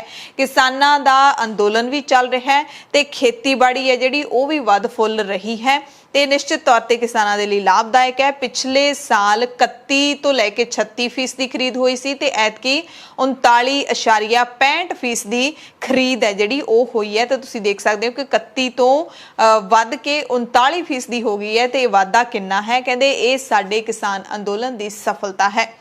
संयुक्त किसान मोर्चे ने ਸਿੰਘੂ ਬਾਰਡਰ ਤੋਂ सद्भावना मिशन शुरू करने का ऐलान किया। हर हफ्ते वीरवार शुक्रवार ते शनिवार ਨੂੰ ਕਜਾਰੀਆ टाइल्स किसान अंदोलन का ਜਿਹੜਾ दफ्तर है जिसਨੂੰ वाइट हाउस कहा जाता है, ਉੱਥੇ ਮੈਡੀਕਲ ਮਾਹਿਰਾਂ ਦਾ ਇੱਕ कैंप ਲਾਇਆ ਜਾਏਗਾ, ਅੱਖਾਂ ਦਾ कैंप ਲੱਗੇਗਾ ਤੇ ਹਰ ਐਤਵਾਰ ਨੂੰ ਵਿਸ਼ਵ ਪੱਧਰੀ ਕਾਰਡੀਓਲੋਜਿਸਟਿਕਸ ਦੁਆਰਾ ਦਿਲ ਦੇ ਰੋਗਾਂ ਦਾ कैंप ਇੱਥੇ ਲਾਇਆ ਜਾਇਆ ਕਰੇਗਾ। ਉਦੋਂ ਤੱਕ ਚੱਲੇਗਾ ਜਦੋਂ ਤੱਕ ਕਿਸਾਨਾਂ ਦਾ ਇਹ ਮੋਰਚਾ ਚੱਲੇਗਾ। ਇਹ ਮੁਫਤ ਸੇਵਾ ਹਰੇਕ ਦੇ ਲਈ ਹੋਏਗੀ, ਇਕੱਲੇ मोर्चे शामिल किसानों के लिए नहीं, आस पास के इलाके के जिहड़े लोग ने उन्हां लई भी होएगी। मोर्चे ने विरोध प्रदर्शन करने वाले सारे किसानों के नाल विरोध प्रदर्शन के आस पास के पिंड वासियों नूं सद्भावना मिशन का वध तो वध लाहा लैण की अपील की है। बिजली संकट की गल कर लईए तो बिजली संकट घटण की थां वधदा ही जा रहा है पंजाब दे विच ते हुण तलवंडी साबो थर्मल प्लांट के तीजे यूनिट का उत्पादन भी अद्धा रह जाण की जानकारी मिली है। निजी खेतर के इस 1980 मैगावाट ਦੀ ਸਮਰੱਥਾ ਵਾਲੇ ਪਲਾਂਟ ਦਾ ਕੁੱਲ ਉਤਪਾਦਨ ਘਟ ਕੇ 350 ਮੈਗਾਵਾਟ ਦੇ ਹੀ ਕਰੀਬ ਰਹਿ ਗਿਆ। 1980 ਮੈਗਾਵਾਟ ਦੀ ਥਾਂ 350 ਮੈਗਾਵਾਟ ਸਿਰਫ उत्पादन हो रहा है। इस दे 2 यूनिट तो पहला तो ही बंद ने, भावें 2 नंबर यूनिट 660 मैगावाट समर्था देण वाला है, पर सूत्रां का कहना है कि किसी तकनीकी नुक्स करके इसकी पैदावार है जिहड़ी ओह ਘੱਟ ਹੋ ਰਹੀ ਹੈ। ਦੁਪਹਿਰ ਤੱਕ ਇਸ ਦੀ ਪੈਦਾਵਾਰ ਘਟ ਕੇ ਇੱਕ ਵਾਰੀ ਅੱਧੇ ਤੋਂ ਵੀ ਘੱਟ 325 ਮੈਗਾਵਾਟ ਹੀ ਰਹਿ ਗਈ ਸੀ। ਪਾਵਰਕਾਮ ਦੇ ਵੱਲੋਂ ਤਲਵੰਡੀ ਸਾਬੋ ਪਲਾਂਟ ਨੂੰ ਯੂਨਿਟਾਂ ਦੀ ਬੰਦੀ ਦੇ ਮਾਮਲੇ ਤੇ ਜੁਰਮਾਨੇ ਦਾ ਨੋਟਿਸ ਵੀ ਭੇਜ ਦਿੱਤਾ ਹੈ। ਨੋਟਿਸ 3 ਨੰਬਰ ਯੂਨਿਟ ਦੇ ਮਾਮਲੇ ਵਿੱਚ ਭੇਜਿਆ ਗਿਆ ਹੈ, ਪਰ ਪਾਵਰਕਾਮ ਦੇ ਮੁੱਖ ਦਫ਼ਤਰ ਦੇ ਸੂਤਰਾਂ ਦਾ ਕਹਿਣਾ ਹੈ ਕਿ ਪਾਵਰ ਮੈਨੇਜਮੈਂਟ ਵੱਲੋਂ ਹੁਣ ਕਈ ਦਿਨਾਂ ਤੋਂ ਬੰਦ 1 ਨੰਬਰ ਯੂਨਿਟ ਸੰਬੰਧੀ ਵੀ ਤਲਵੰਡੀ ਸਾਬੋ ਥਰਮਲ ਪਲਾਂਟ ਨੂੰ ਨੋਟਿਸ ਭੇਜਿਆ ਜਾਵੇਗਾ, ਕਿਉਂਕਿ PSPCL ਤਲਵੰਡੀ ਸਾਬੋ ਦੇ ਥਰਮਲ ਪਲਾਂਟ ਦੇ ਪ੍ਰਬੰਧਾਂ ਤੋਂ ਕਾਫੀ ਜਿਹੜਾ ਨਾਰਾਜ਼ ਹੈ, ਕਿਉਂਕਿ ਇਹ ਜਿਹੜਾ ਸਮਾਂ ਹੁੰਦਾ ਝੋਨੇ ਦੀ ਬਿਜਾਈ ਦਾ, ਉਦੋਂ ਬਿਜਲੀ ਦੀ ਬਹੁਤ ਲੋੜ ਹੁੰਦੀ ਹੈ। ਤਾਂ ਫਿਰ PSPCL ਦੇ ਅਧਿਕਾਰੀਆਂ ਦਾ ਕਹਿਣਾ ਹੈ ਕਿ ਜਦੋਂ ਥਰਮਲ ਪਲਾਂਟ ਦੇ ਪ੍ਰਬੰਧਕਾਂ ਨੂੰ ਪਤਾ ਹੈ ਕਿ ਇਸ ਮਹੀਨੇ ਦੇ ਵਿੱਚ ਇਸ ਸਮੇਂ ਦੇ ਵਿੱਚ ਜ਼ਿਆਦਾ ਬਿਜਲੀ ਦੀ ਲੋੜ ਹੁੰਦੀ ਹੈ, ਤਾਂ ਉਹਨਾਂ ਨੇ ਪਹਿਲਾਂ ਆਪਦਾ ਯੂਨਿਟ ਦਾ ਨੁਕਸ ਹੈ ਜਿਹੜਾ ਉਹ ਠੀਕ ਕਿਉਂ ਨਹੀਂ ਕਰਾਇਆ। ਤੇ ਬਿਜਲੀ ਸੰਕਟ ਦਰਮਿਆਨ ਜਿਹੜਾ ਇੰਡਸਟਰੀ ਹੈ, ਵੱਡੇ ਉਦਯੋਗ ਨੇ, ਉਹਨਾਂ ਨੂੰ 10 ਜੁਲਾਈ ਤੱਕ ਬੰਦ ਰੱਖਣ ਦਾ ਹੁਕਮ ਜਿਹੜਾ ਚਾੜਿਆ ਗਿਆ। ਉਸ ਤੋਂ ਬਾਅਦ ਹੁਣ ਲੁਧਿਆਣਾ ਦੇ ਜਿਹੜੇ ਇੰਡਸਟਰੀਅਲਿਸਟ ਹੈਗੇ ਨੇ ਉਹ ਕਾਫੀ ਨਾਰਾਜ਼ ਦਿਖ ਰਹੇ ਨੇ। ਪੰਜਾਬ ਸਟੇਟ ਕਾਰਪੋਰੇਸ਼ਨ ਲਿਮਟਿਡ ਦੇ ਵੱਲੋਂ ਸੂਬੇ ਦੇ ਵਿੱਚ 10 ਜੁਲਾਈ ਤੱਕ ਇੰਡਸਟਰੀ ਬੰਦ ਕੀਤੇ ਜਾਣ ਦੇ ਫੈਸਲੇ ਦਾ ਲੁਧਿਆਣਾ ਦੇ ਉਦਯੋਗਾਂ ਦੇ ਵੱਲੋਂ ਵਿਰੋਧ ਕੀਤਾ ਜਾ ਰਿਹਾ ਹੈ। ਵੱਖ-ਵੱਖ ਉਦਯੋਗਿਕ ਜਥੇਬੰਦੀਆਂ ਦੇ ਨੁਮਾਇੰਦਿਆਂ ਨੇ ਇਸ ਹੁਕਮ ਨੂੰ ਸੂਬੇ ਦੇ ਵਿੱਤੀ ਹਾਲਾਤਾਂ ਸਣੇ ਇੰਡਸਟਰੀ ਨੂੰ ਤਬਾਹੀ ਵੱਲ ਧੱਕਣ ਵਾਲਾ ਕਦਮ ਦੱਸਿਆ। ਉਹਨਾਂ ਮੁਤਾਬਿਕ ਜੁਲਾਈ ਮਹੀਨੇ ਦੇ 6 ਦਿਨਾਂ ਦੌਰਾਨ ਕਰੀਬ 18,500 ਕਰੋੜ ਰੁਪਏ ਦੀ ਟ੍ਰਾਂਜੈਕਸ਼ਨ ਹੈ ਜਿਹੜੀ ਉਹ ਪ੍ਰਭਾਵਿਤ ਹੋਏਗੀ। Federation of Punjab small industry associations ਯਾਨੀ ਕਿ ਫੋਫਸੀਆ ਦੇ ਪ੍ਰਧਾਨ ਬਦੀਸ਼ ਜਿੰਦਲ ਨੇ ਸੂਬਾ ਸਰਕਾਰ ਦੇ ਵੱਲੋਂ PSPCL ਨੂੰ ਸਬਸਿਡੀਆਂ ਦੇ ਪੈਸੇ ਨਾ ਦੇਣ ਕਾਰਨ ਕਾਰਪੋਰੇਸ਼ਨ ਦੀ ਮੰਦੀ ਹਾਲਾਤ ਨੂੰ ਲੈ ਕੇ ਵੀ ਚਿੰਤਾ ਪ੍ਰਗਟ ਕੀਤੀ। ਜਿੰਦਲ ਨੇ ਕਿਹਾ ਕਿ PSPCL ਦੇ ਕੋਲ ਦੂਸਰੇ ਸੂਬਿਆਂ ਜਾਂ ਫਿਰ ਕੇਂਦਰੀ ਪੂਲ ਤੋਂ ਬਿਜਲੀ ਖਰੀਦਣ ਵਾਸਤੇ ਵੀ ਪੈਸੇ ਨਹੀਂ ਹਨ। ਜੇਕਰ ਅਜਿਹਾ ਚੱਲਦਾ ਰਿਹਾ ਤਾਂ ਉਦਯੋਗ ਸਾਡੇ ਬੰਦ ਹੋ ਜਾਣਗੇ। ਉਹਨਾਂ ਕਿਹਾ ਕਿ ਸਾਨੂੰ ਦੂਸਰੇ ਸੂਬਿਆਂ ਦੀਆਂ ਸਰਕਾਰਾਂ ਤੋਂ ਵੀ ਕਈ ਤਰ੍ਹਾਂ ਦੇ ਆਫਰ ਆ ਰਹੇ ਨੇ ਤੇ ਜੇਕਰ ਇਸੇ ਤਰ੍ਹਾਂ ਚੱਲਦਾ ਰਿਹਾ ਤਾਂ ਅਸੀਂ ਦੂਜੇ ਸੂਬਿਆਂ 'ਚ ਜਾਣ ਨੂੰ ਮਜਬੂਰ ਹੋਵਾਂਗੇ। ਉਹਨਾਂ ਕਿਹਾ ਕਿ PSPCL ਦੇ ਵੱਲੋਂ ਬਹੁਤ ਘੱਟ ਸਮੇਂ ਦੇ ਵਿੱਚ ਅਲਟੀਮੇਟਮ ਦੇ ਕੇ ਬਿਜਲੀ ਦੇ ਕੱਟਾਂ ਦੇ ਨਾਲ ਸਾਨੂੰ ਪਰੇਸ਼ਾਨ ਕੀਤਾ ਜਾ ਰਿਹਾ ਹੈ ਤੇ ਸਾਡੇ ਨਾਲ ਲੱਖਾਂ ਪਰਿਵਾਰ ਜੁੜੇ ਹੋਏ ਨੇ ਤੇ ਉਹਨਾਂ ਦਾ ਰੁਜ਼ਗਾਰ ਖੁੱਸ ਰਿਹਾ ਹੈ। ਪਰਿਵਾਰ ਨੂੰ ਪਾਲਣ ਤੋਂ ਉਹ ਵਿਰਵੇ ਹੋ ਰਹੇ ਨੇ। ਬਿਜਲੀ ਸੰਕਟ ਦਰਮਿਆਨ ਪੰਜਾਬ ਸਰਕਾਰ ਤੇ PSPCL ਦਾਅਵਾ ਕਰ ਰਹੀ ਹੈ ਕਿ ਉਹ ਖੇਤਰ ਨੂੰ ਹੁਣ 8 ਘੰਟੇ ਬਿਜਲੀ ਸਪਲਾਈ ਦੇ ਰਹੇ ਨੇ, ਪਰ ਇਹ ਦਾਅਵਾ ਜਿਹੜਾ ਹੈ ਉਹ ਗੁਰਦਾਸਪੁਰ ਦੇ ਵਿੱਚ ਝੂਠਾ ਸਾਬਿਤ ਹੁੰਦਾ ਦਿਖ ਰਿਹਾ ਹੈ। ਜ਼ਿਲ੍ਹਾ ਗੁਰਦਾਸਪੁਰ ਦੇ ਡੇਰਾ ਬਾਬਾ ਨਾਨਕ ਰੋਡ ਤੇ ਪੈਂਦੇ ਪਿੰਡ ਸ਼ਾਮਪੁਰਾ ਦੇ ਵਿੱਚ ਪਿਛਲੇ ਕਰੀਬ 6 ਦਿਨਾਂ ਤੋਂ ਖੇਤਾਂ 'ਚ ਬਿਜਲੀ ਹੀ ਨਹੀਂ ਆ ਰਹੀ। ਇਸ ਕਰਕੇ ਖੇਤੀ ਕਰਨ ਵਾਲੇ ਕਿਸਾਨਾਂ ਨੂੰ ਭਾਰੀ ਪਰੇਸ਼ਾਨੀ ਚੁੱਕਣੀ ਪੈ ਰਹੀ ਹੈ। ਕੁਝ ਕਿਸਾਨਾਂ ਕੋਲ ਤਾਂ ਆਪਣੇ ਜਨਰੇਟਰ ਹੈਗੇ ਨੇ, ਉਹਨਾਂ ਦੇ ਵਿੱਚ ਡੀਜ਼ਲ ਮਹਿੰਗੇ ਭਾਅ ਦਾ ਡੀਜ਼ਲ ਫੂਕ ਕੇ ਉਹ ਆਪਣੇ ਖੇਤਾਂ ਨੂੰ ਪਾਣੀ ਦੇ ਰਹੇ ਨੇ, ਪਰ ਕੁਝ ਕਿਸਾਨਾਂ ਨੂੰ ਜਨਰੇਟਰ ਕਿਰਾਏ ਤੇ ਲਿਆਉਣੇ ਪੈ ਰਹੇ ਨੇ ਮਜਬੂਰੀ ਦੇ ਵਿੱਚ। ਉਹਨਾਂ ਦਾ ਕਹਿਣਾ ਕਿ ਡੀਜ਼ਲ ਇੰਨਾ ਮਹਿੰਗਾ ਹੋ ਗਿਆ, ਖੇਤੀ ਕਰਨੀ ਔਖੀ ਹੋ ਗਈ ਹੈ। ਘਰਾਂ ਦੇ ਵਿੱਚ, ਪਿੰਡਾਂ ਦੇ ਘਰਾਂ ਦੇ ਵਿੱਚ ਵੀ ਬਿਜਲੀ ਨਹੀਂ ਆ ਰਹੀ, ਲੰਬੇ ਕੱਟ ਲੱਗ ਰਹੇ ਨੇ, ਜਿਉਣਾ ਵੀ ਦੁੱਬਰ ਹੋ ਰਿਹਾ ਹੈ ਤੇ ਖੇਤੀਬਾੜੀ ਦੇ ਵਿੱਚ ਵੀ ਪਰੇਸ਼ਾਨੀ ਆ ਰਹੀ ਹੈ। ਤੇ ਸਾਬਕਾ ਮੰਤਰੀ ਨਵਜੋਤ ਸਿੰਘ ਸਿੱਧੂ ਪੰਜਾਬ 'ਚ ਚੱਲ ਰਹੇ ਬਿਜਲੀ ਸੰਕਟ ਬਾਰੇ ਦਿੱਤੇ ਬਿਆਨਾਂ ਦੇ ਵਿੱਚ ਘਿਰਨ ਤੋਂ ਬਾਅਦ ਹੁਣ ਆਪਣੇ ਬਚਾਅ ਦੇ ਵਿੱਚ ਆ ਗਏ ਨੇ। ਟਵੀਟ ਕਰਕੇ ਸਿੱਧੂ ਨੇ ਕਿਹਾ ਕਿ ਬਿਜਲੀ ਵਿਭਾਗ ਨੂੰ ਲੈ ਕੇ ਵੀ ਮੇਰੇ ਹੱਥ ਬੰਨੇ ਹੀ ਰਹਿਣੇ ਸੀ। ਬਿਜਲੀ ਨਾਲ ਸੰਬੰਧਿਤ ਫੈਸਲੇ ਨੇ ਜਿਹੜੇ ਉਹ Punjab state electricity regulatory commission ਦੇ ਵੱਲੋਂ ਲਏ ਜਾਂਦੇ ਨੇ ਤੇ ਜਿਹੜਾ ਕਿ ਇਸ ਦਾ ਮੁੱਖ ਮੰਤਰੀ ਨੂੰ ਜਵਾਬਦੇਹ ਹੈ। ਜੇ ਮੈਂ ਬਿਜਲੀ ਮੰਤਰਾਲਾ ਲੈ ਵੀ ਲੈਂਦਾ ਤਾਂ ਵੀ ਮੈਂ ਕੁਝ ਕਰ ਨਹੀਂ ਸਕਣਾ ਸੀ। ਸਿੱਧੂ ਨੇ ਕਿਹਾ ਕਿ ਇਸੇ ਕਰਕੇ ਮੈਂ ਪੰਜਾਬ ਮਾਡਲ ਦੀ ਬਣਤਰ ਵੱਲ ਵਧੇਰੇ ਸਮਾਂ ਲਾਇਆ। ਪੰਜਾਬ ਮਾਡਲ ਜਿਹਦੇ ਵਿੱਚ ਤਾਕਤ ਸਿਆਸਤਦਾਨਾਂ ਦੇ ਨਹੀਂ, ਲੋਕਾਂ ਦੇ ਹੱਥ 'ਚ ਹੋਏਗੀ। ਦਰਅਸਲ ਬੇਅਦਬੀ ਦੇ ਮਸਲੇ ਤੋਂ ਬਾਅਦ ਨਵਜੋਤ ਸਿੰਘ ਸਿੱਧੂ ਹੁਣ ਬਿਜਲੀ ਸੰਕਟ ਤੇ ਲਗਾਤਾਰ ਆਪਣੀ ਸਰਕਾਰ ਅਤੇ ਪਿਛਲੀ ਬਾਦਲ ਸਰਕਾਰ ਨੂੰ ਨਿਸ਼ਾਨੇ ਤੇ ਲੈ ਰਹੇ ਨੇ ਤੇ ਇਸੇ ਦਰਮਿਆਨ ਜਿਹੜੇ ਇੱਕ ਲੀਡਰ ਹੈਗੇ ਨੇ, ਕਾਂਗਰਸ ਲੀਡਰ ਅਸ਼ਵਨੀ ਸੇਖੜੀ, ਉਹਨਾਂ ਨੇ ਕਿਹਾ ਕਿ ਨਵਜੋਤ ਸਿੰਘ ਸਿੱਧੂ ਨੂੰ ਪਾਰਟੀ ਨੇ ਬਹੁਤ ਨਵਾਜਿਆ। ਬਿਜਲੀ ਮਹਿਕਮਾ ਦੇਣ ਦੀ ਵੀ ਪੇਸ਼ਕਸ਼ ਹੋਈ ਤੇ ਸਿੱਧੂ ਨੂੰ ਬਿਜਲੀ ਮਹਿਕਮਾ ਸਾਂਭਣਾ ਚਾਹੀਦਾ ਸੀ। ਹੁਣ ਬਿਜਲੀ ਨੂੰ ਲੈ ਕੇ ਸਵਾਲ ਚੁੱਕਣ ਦਾ ਕੋਈ ਫਾਇਦਾ ਨਹੀਂ ਹੈ। ਉਸ ਤੋਂ ਬਾਅਦ ਫਿਰ ਸਿੱਧੂ ਨੇ ਇਹ ਸਪਸ਼ਟੀਕਰਨ ਦਿੱਤਾ ਕਿ ਜੇ ਮੈਂ ਮਹਿਕਮਾ ਲੈ ਵੀ ਲੈਂਦਾ ਤਾਂ ਵੀ ਕੋਈ ਫਾਇਦਾ ਨਹੀਂ ਹੋਣਾ ਸੀ, ਕਿਉਂਕਿ ਪਾਵਰ ਮਹਿਕਮੇ ਦੇ ਮੰਤਰੀ ਦੇ ਹੱਥ ਵਿੱਚ ਨਹੀਂ ਹੈ। ਲਗਾਤਾਰ ਦਾਗੇ ਕਈ ਟਵੀਟਾਂ ਦੇ ਵਿੱਚ ਸਿੱਧੂ ਨੇ ਕਿਹਾ ਕਿ ਕਈ ਸਿਆਸਤਦਾਨ ਰਾਜਨੀਤੀ ਨੂੰ ਬਿਜ਼ਨਸ ਬਣਾ ਰਹੇ ਨੇ। ਇੱਕ ਹੋਰ ਟਵੀਟ ਦੇ ਵਿੱਚ ਸਿੱਧੂ ਨੇ ਬਿਜਲੀ ਸਮਝੌਤੇ ਬਾਦਲ ਪਰਿਵਾਰ ਦੇ ਭ੍ਰਿਸ਼ਟਾਚਾਰ ਦੀ ਇੱਕ ਵੱਡੀ ਉਦਾਹਰਨ ਦੱਸਿਆ ਹੈ। ਕਿਹਾ ਕਿ ਮੈਂ ਬਾਦਲਾਂ ਦੇ ਉੱਤੇ ਦੂਰਦਰਸ਼ੀ ਨਾ ਹੋਣ ਦਾ ਦੋਸ਼ ਨਹੀਂ ਲਾ ਰਿਹਾ, ਕਿਉਂਕਿ ਮੈਂ ਜਾਣਦਾ ਕਿ ਦੂਰਦ੍ਰਿਸ਼ਟੀ ਤਾਂ ਉਹਨਾਂ ਕੋਲੇ ਹੈ ਹੀ ਨਹੀਂ। ਸਿੱਧੂ ਨੇ ਕਿਹਾ ਕਿ ਨੀਤੀ ਉੱਤੇ ਕੰਮ ਨਾ ਕਰਨ ਵਾਲੀ ਰਾਜਨੀਤੀ ਮਹਿਜ਼ ਨਕਾਰਾਤਮਕ ਪ੍ਰਚਾਰ ਹੈ ਤੇ ਲੋਕ ਪੱਖੀ ਏਜੰਡੇ ਤੋਂ ਸੱਖਣੇ ਲੀਡਰ ਰਾਜਨੀਤੀ ਸਿਰਫ ਧੰਦੇ ਲਈ ਕਰਦੇ ਨੇ, ਪਰ ਵਿਕਾਸ ਵਿਹੂਣੀ ਰਾਜਨੀਤੀ ਮੇਰੇ ਲਈ ਕੋਈ ਅਰਥ ਨਹੀਂ ਰੱਖਦੀ। ਮੈਂ ਮੁੜ ਜ਼ੋਰ ਦੇ ਕੇ ਕਹਿ ਰਿਹਾ ਕਿ ਸਾਨੂੰ ਪੰਜਾਬ ਦੇ ਵਿਕਾਸ ਲਈ ਪੰਜਾਬ ਮਾਡਲ ਦੀ ਲੋੜ ਹੈ। ਪੰਜਾਬ ਦੇ ਬਿਜਲੀ ਸੰਕਟ ਦਰਮਿਆਨ ਸ਼੍ਰੋਮਣੀ ਅਕਾਲੀ ਦਲ ਨੇ ਕਰੋਨਾ ਲਾਕਡਾਊਨ ਅਤੇ ਬਿਜਲੀ ਸੰਕਟ ਕਾਰਨ ਸਨਅਤਕਾਰਾਂ ਨੂੰ ਪਏ ਘਾਟੇ ਦੀ ਪੂਰਤੀ ਲਈ ਵਿੱਤੀ ਪੈਕੇਜ ਦੀ ਮੰਗ ਕੀਤੀ ਹੈ। ਅਕਾਲੀ ਦਲ ਨੇ ਕਿਹਾ ਕਿ ਲਾਕਡਾਊਨ ਅਤੇ ਪੰਜਾਬ ਸਰਕਾਰ ਦੀਆਂ ਨੀਤੀਆਂ ਨੇ ਸਨਅਤਕਾਰਾਂ ਦੀ ਰੀੜ੍ਹ ਦੀ ਹੱਡੀ ਤੋੜ ਕੇ ਰੱਖ ਦਿੱਤੀ ਹੈ। ਪੰਜਾਬ ਦੀ ਸਿਆਸਤ ਦੀ ਗੱਲ ਕਰ ਲਈਏ ਤਾਂ ਮੁੱਖ ਮੰਤਰੀ ਕੈਪਟਨ ਅਮਰਿੰਦਰ ਸਿੰਘ ਦੀ ਕਾਂਗਰਸ ਸੁਪਰੀਮੋ ਸੋਨੀਆ ਗਾਂਧੀ ਨਾਲ ਮੀਟਿੰਗ ਤੋਂ ਬਾਅਦ ਚਾਹੇ ਹਾਲ ਦੀ ਘੜੀ ਚੁੱਪ ਪਸਰ ਗਈ ਹੈ, ਪਰ ਇਸ ਮੁਲਾਕਾਤ ਨੂੰ ਲੈ ਕੇ ਕਈ ਤਰ੍ਹਾਂ ਦੇ ਸਵਾਲ ਵੀ ਖੜੇ ਹੋਣ ਲੱਗੇ ਨੇ। ਮੀਟਿੰਗ ਤੋਂ ਬਾਅਦ ਮੀਡੀਆ ਦੇ ਇੱਕ ਵੱਡੇ ਹਿੱਸੇ ਦੇ ਵਿੱਚ ਇਹ ਖਬਰ ਚੱਲ ਪਈ ਕਿ ਨਵਜੋਤ ਸਿੰਘ ਸਿੱਧੂ ਨੂੰ ਪੰਜਾਬ ਕਾਂਗਰਸ ਦੇ ਪ੍ਰਧਾਨ ਦੀ ਜ਼ਿੰਮੇਵਾਰੀ ਦਿੱਤੀ ਜਾ ਸਕਦੀ ਹੈ। ਸਿੱਧੂ ਨੂੰ ਕੈਂਪੇਨ ਕਮੇਟੀ ਦਾ ਚੇਅਰਮੈਨ ਲਾਏ ਜਾਣ ਦੀ ਵੀ ਚਰਚਾ ਚੱਲ ਰਹੀ ਹੈ। ਸਿਆਸੀ ਮਾਹਿਰ ਦੋਹਾਂ ਦੇ ਨਾਲ ਅਸਹਿਮਤੀ ਪ੍ਰਗਟਾ ਰਹੇ ਨੇ। ਉਹਨਾਂ ਦਾ ਮੰਨਣਾ ਹੈ ਕਿ ਸਰਕਾਰ ਦੀ ਲਗਾਤਾਰ ਆਲੋਚਨਾ ਕਰਨ ਵਾਲੇ ਸਿੱਧੂ ਚੋਣਾਂ ਦੌਰਾਨ ਕੈਪਟਨ ਦੇ ਸੋਲੇ ਕਿਵੇਂ ਗਾ ਸਕਣਗੇ। ਸਿੱਧੂ ਦੇ ਪ੍ਰਧਾਨ ਬਣਨ ਦੀ ਹਾਲਤ ਦੇ ਵਿੱਚ ਕੈਪਟਨ ਵਾਸਤੇ ਵੀ ਲਿਫ ਕੇ ਚੱਲਣਾ ਸੌਖਾ ਨਹੀਂ ਹੋਏਗਾ। ਹਾਲ ਦੀ ਘੜੀ ਮੀਟਿੰਗ ਵਿੱਚ ਹੋਈ ਚਰਚਾ ਦੇ ਨਾਲ ਸਵਾਲ ਵੱਡੇ ਦਿਸਣ ਲੱਗੇ ਨੇ। ਪੰਜਾਬ ਕਾਂਗਰਸ ਦੇ ਇੰਚਾਰਜ ਹਰੀਸ਼ ਰਾਵਤ ਦੇ ਕਹਿਣ ਮੁਤਾਬਿਕ 10 ਜੁਲਾਈ ਤੱਕ ਬੰਦ ਲਿਫਾਫੇ ਦੀ ਉਡੀਕ ਕਰਨੀ ਪੈ ਸਕਦੀ ਹੈ। ਇੱਕ ਹੋਰ ਜਾਣਕਾਰੀ ਮੁਤਾਬਿਕ ਕੈਪਟਨ ਅਮਰਿੰਦਰ ਸਿੰਘ ਦਿੱਲੀ ਤੋਂ ਵਾਪਸ ਚੰਡੀਗੜ੍ਹ ਪਰਤ ਆਏ ਨੇ। ਕਾਂਗਰਸ ਵਿਧਾਇਕ ਕੁਲਦੀਪ ਵੈਦ ਨੇ ਕਾਂਗਰਸੀ ਲੀਡਰਸ਼ਿਪ ਦੇ ਚੱਲ ਰਹੇ ਵਿਵਾਦ ਬਾਰੇ ਕਿਹਾ ਕਿ ਹਰੇਕ ਪਰਿਵਾਰ 'ਚ ਛੋਟੀਆਂ-ਮੋਟੀਆਂ ਗੱਲਾਂ ਹੁੰਦੀਆਂ ਰਹਿੰਦੀਆਂ ਨੇ।